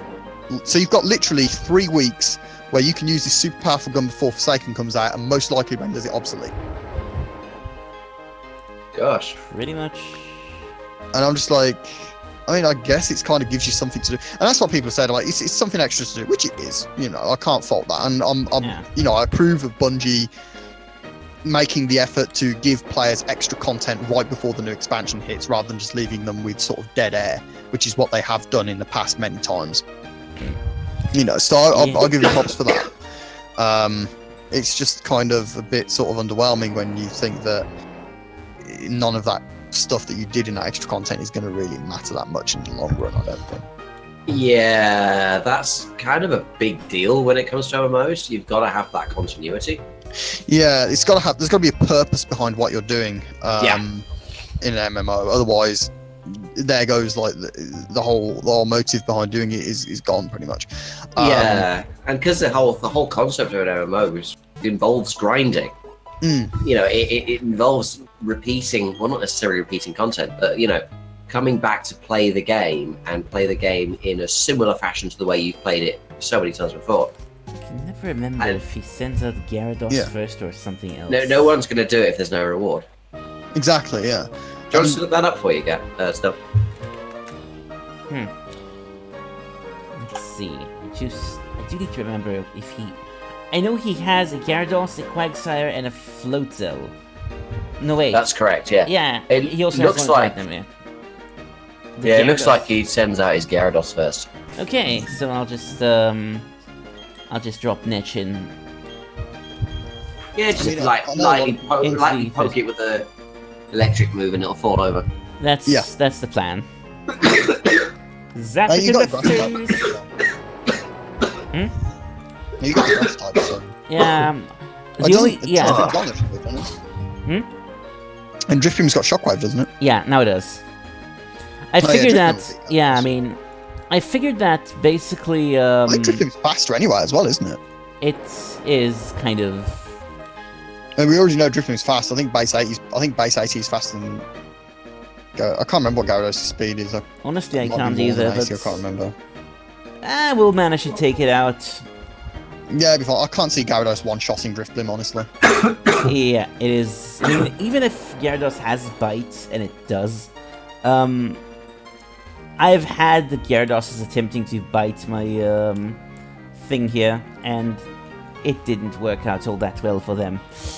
So, Fair play, that works. Drifblim is going to be carrying the team. I'm kind of surprised how useful this thing is being in this particular setting. Which is weird, because I have trained a Drifblim in Platinum before. That's actually one of the reasons I originally planned to run a Frostlass, because I've already done the Drifblim thing. But considering how useful Netch is being, I think I'll probably stick with... I think I'll probably stick with her, to be honest. I somehow became famous in for using a Drifblim in a VGC, so that alone like speaks volumes about Drifblim's value in a tournament. Yeah, that thing is kind of 9 kinds of awesome. So yeah, props. Well, I'll give Gen 4 props for that, like for making a Drifblim and other relatively cool Pokemon. Yeah, Yep. Griffin's great.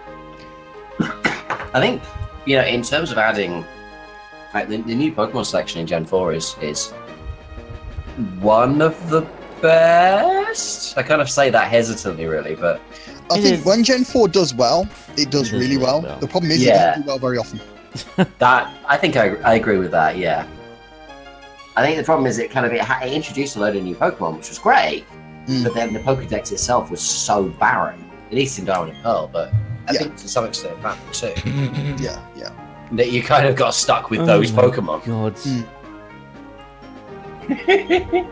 Wake cracks me the hell up. He's brilliant, isn't he? Yeah. The glory you are now beholding is the Pastoria Gym Leader. Yes. It doesn't matter what the glory I am now beholding is. And his I name think- is Crusher Wake! Crasher Wake is what Professor Kukui wishes he was. Just a bit, yeah. Crusher Wake is what many people wish that they could be. This is true. Crasher Wake is a real man. They really... The Frog Whisperer man. is as the Frog Whisperer does. Yes. Like I say, he's a real man, whatever that means. I mean, he was a Well, frog like- man. Then him and Byron maybe could, he like, was just a headline frog. pay-per-view. But he was still Trogdor! Wait. Wrong franchise, but I like it. There's the bite, which does. No. Yeah, quite a bit, yeah. But Yeah. Gyarados is now toast. Yep. Because... And now I think that's pretty much an auto win from if I think Rosalia can just auto win this whole gym now. Yeah, I Gyarados is think that's dinner sorted. Yep. Alright, Yeah, Ariel. I Feed him can't to the see. ducks. I think Gyarados was the only hope that he had of actually winning this. I think Rosalia's just going to beat. I think Rosalia just beats the rest of the gym now, doesn't it? I think so, yeah. Floatzel might have Also, Ice Fang. Torterra could beat Floatzel quite easily as well. Yeah. It's so high. Yes, it does. Oh dear.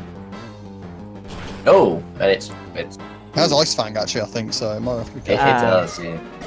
This could be a problem. Whoops. Central also. Whoops. Oh dear. Yeah, that floats. I mean, That's well, not half of the good. team's like weak to ice, isn't it? That's not gonna be good. I actually forgot about that. Flinch. Did you just seriously flinch hacks me? Do I have do I have any I don't have any revives. Well, this absolutely... What was that about Gyarados being the only chance? Oh dear. Well, this is just fun talking fastic. Look, I don't remember I'm much sending about this Videla. generation, okay? Alright, then I'm sending Videla in to have some... I don't even remember which generation came after this one. I don't know. Oh I dear. think I just jinxed you, didn't I? Cursed you. Yeah. I'm also out of potions. I did not think this through.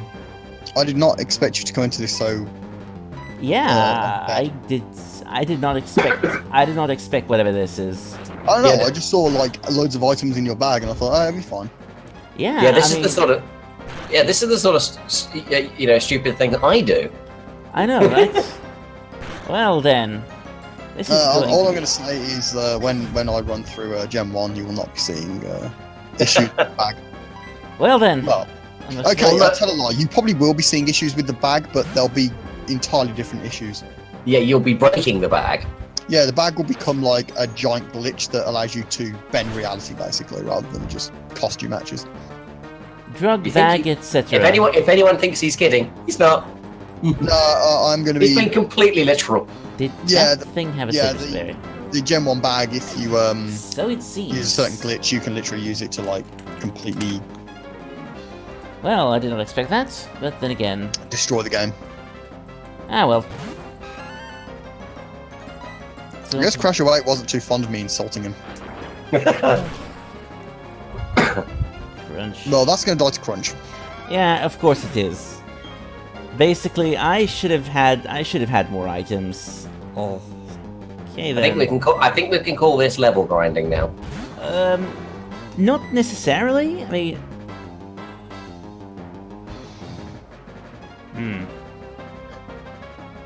Well, he Actually- one-shots both of these now. oh yeah, I forgot this thing has Aqua Jet. He's got Yeah. Blind as well, and I think he's faster than you. Ugh, I'm dead. Ah well. No, he's got Aqua Jet, which he's going to use anyway. Yeah well. I'm just Oh going snap! to. Yeah well. I'm just going to have to redo this particular battle. And actually have some healing items this time. Yeah. Yeah, well. Not exactly that much of a, honestly, it's not that big a setback for me, because... whatever. First time I've actually managed to feint this particular run. This is what happens when you don't, think. Yeah, when you don't prepare. Buy I know. items. Yeah, I'm just going to, do something about that. Actually, I think this place doesn't have a Pokemon art, does it? Does it not? I think he didn't. I think Pastoria didn't have a Pokemon art, and there was like some sort of a pseudo. No, wait, it did. Which city was it that didn't have a Pokemon art and just had a like shop? Okay, that's the balls. No, wait, there should be. Yeah, there it revives is. and stuff. Okay, good. First of all, I need a bunch of revives. I usually, Rise Potion. yeah, I also need those. And Crash Um, Away stole part of your money. Yeah, well. He'll give it back. In the name, you know, basically, He gets 35 revives. I hope you don't need all of them. well, I think 61 super potions. I don't really have much of a better use for all these things, but Yeah, I was gonna say, if I mean, you're basically just, if you're gonna do something, do it properly. all right, and I'm also going to need a whole bunch of those. Can you buy X Defend? I don't think it's Not useful- anymore. I don't think Aw. it's useful in this generation. Oh yeah, I forgot. It's only Gen 1 that those It's were only like Gen 1 of overpowered. those are like completely and utterly broken. Yeah, well, X accuracy specifically was broken. I think the others worked fine. Okay, Except for now comes the tedious part. I don't know if Dire Hit worked properly because I know Focus Energy definitely didn't. Now comes the fun part. You can try and fight him again. Well, duh. I mean, I do need to finish this particular run on a positive note. The only problem is that Beat you again, then that's just gonna like really. if he's gonna beat me again, then it'll be like, you know, I'll come back to this next time when I've got more I mean, if you're gonna lose to anybody, you may as well lose to somebody as awesome as Crash Away. Pretty That's what I much. I mean, honestly, I could have. There are worse fates than to lose to Crash Awake.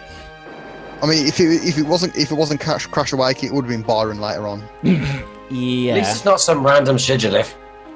Well, yeah, but Sigilif is like. you Or know, N's very particular. powerful, End Sigilif. N Sigilif that he then released after it beat you. Which Yeah. he always does, to be perfectly honest. All the water level adjustment nonsense. I feel like a flipping inspector for City Hall or something. And yeah. You flip this, flip that. And you flip the designers of the puzzle off for being so obnoxious. Enough tedious. I wish you could, like, lock it at the end once you actually get to Crash Awake. Yeah, that would have been sensible and logical and Yeah, not obnoxious at all. just have the water levels stay there until you lower it again. I know, right? No. Right, and I know, I'll that had to save just be, before like, this particular silly thing, because if I do get myself somehow defeated again, at least I could load this particular train wreck, rather than go through all that again. Right, except this time I'll try not to get myself completely and utterly dominated. Shall I? I would say if you can, try to use Stun Spore on the Floatzel. Stun Spore is a good idea, yes. That's if he doesn't like one-shot you with Ice Fang first. Fair point. I mean, honestly, this time, if it does manage to hit me, it could at least revive myself out of the situation. I'm just going to have to, hopefully not completely and utterly, fail this up. Oh dear. The problem with Stun Spore is the fact that it might miss. Actually, yeah, I think but I suppose if have Floatzel's paralysed, then at least that's... I have an idea. I have an idea, and it might actually work if this thing won't get flinch axed. You thinking of leech seeding it? Oh yeah. Yeah, that's the point actually, because then, as long as you can survive what it does, you pretty much... Yeah, it's... The problem is with Leech Seeds, if you get knocked out, it doesn't take damage. So you kind of need to, like, live. Oh yeah, good point. There you go, Leech Seed. Alright then. Let's see. To be fair, like, what's it? Your Floatzel can stall it out. That's Probably. true. That's what I'm going to do then. Because, I mean, it doesn't have any immediate way of killing your Floatzel outside of getting, like, quite a few defense drops on off of them. Yeah, pretty much.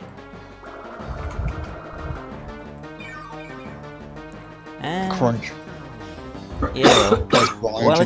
While it does that, I'm going to do some healing on my particular... While it does that, I'm going to heal Nechino Snap a bit. Yeah, I'll try and keep Vidal healed as well, because I don't naturally, know how yes. to survive this beating. Oh, naturally. It could take another one of those, I think. Yeah, quite comfortably, actually. Getting this back on point. That's his high levels kind of working against him at the moment, because it gives you more health. Oh, yeah. Percentage-wise, at least. I love Leech Seed. I really, really love Leech Seed. It is quite a savage move. It is wonderful, yeah. And the fact is that I know that this Floatzel actually has a citrus berry on it now because of what happened earlier. So it's going to give me plenty of time to sort of recharge and heal my team and eventually switch into something that could kill it. Except I don't think there's much of a point to do it. But to be fair, Drifloon suiciding with Aftermath could probably kill it. Probably. Assuming you don't die to Brine instead. I mean, you've got enough super potions, you might as well just cheese it out. Which is what I'm doing right now, to be perfectly honest. I really am not impressed with this guy right now, and... Okay. Ooh. I did not expect... That was not expected. But that's fine. Did he crit you or something? I think he did.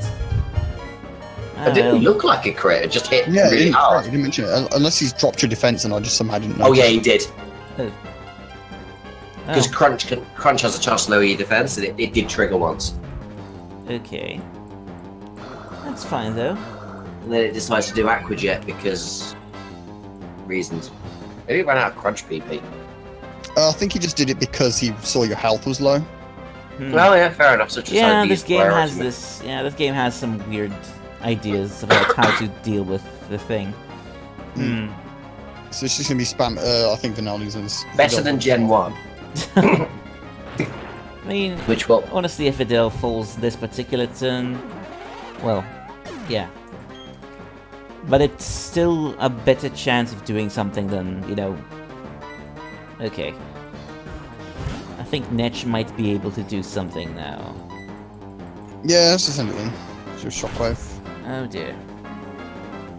I mean, to be fair, Aftermath. Probably going to hurt. Well, that was. Slightly. Yeah, that was close. So Flipside has such a silly face in this. I know, right? It's just... Hey, I'm good. It's like a textbook, Colin D face. Oh, Yeah. freaking Twitch! Even better. Oh, finally a fire move. Oh, finally. Not that you need Alright. it right now, but Beat Still, up, at least- can go. yes, you've done the not Odor Sleuth. Oh, I didn't think of that, but it doesn't really matter either. Yeah, Odor Sleuth will at least help if they're spamming like double team and stuff. at least you past the Okay. worst of it now, because Quagsire is significantly lower level. So Yeah. I would just chuck Aerial at it and see what happens. That's exactly what I'm doing. Yeah, I was gonna say like at that point. And it's a grass type, and it's like a water ground type, which is basically Yeah, grass so type. Giga Drain's Yeah, easy to it's grass type basically. Quagsire is hilarious. Something about its general face design is just kind of great. One hit KO. Well done. Excellent. Yep. Quagsire just coming like, hi Hey guys. It's just there as a meat shield. It just gets there too slowly. Oh god. lost the And we got Brian. Because even this game knows how much salt one would feel after being forced to deal with that. Right, now let's get the Zarking F out of here, into the Pokemon Center, and into the game save because I'm like 12 minutes after. Oh! Go away, Thud! I mean... Forest. Run, Forest, run away. I know, right? Objection! Go away! Oh dear God.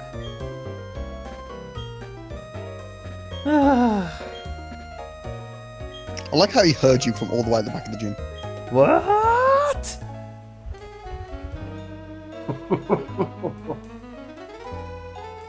No one messes with my Sora! No, my watch!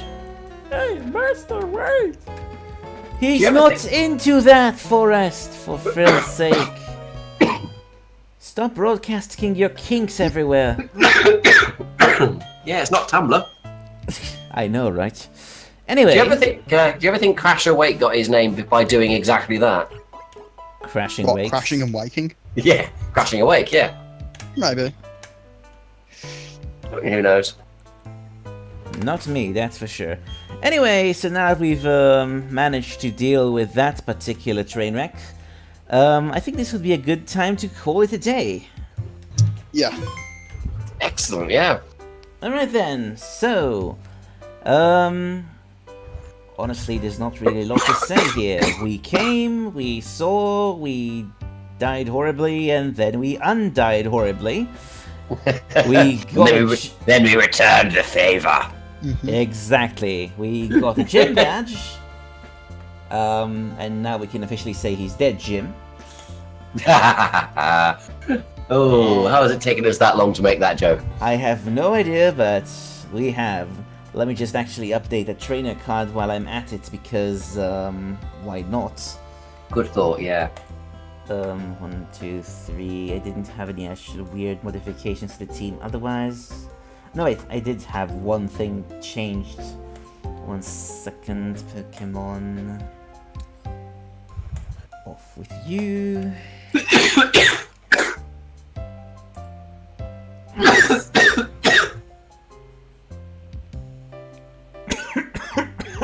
Good grief, now I started. Oh, sorry. It's all quite alright. At least we're all choking in good company. Does that make this a suicide pact? More of a contract. It's past midnight, I can make jokes that dark. Yeah, that's fair.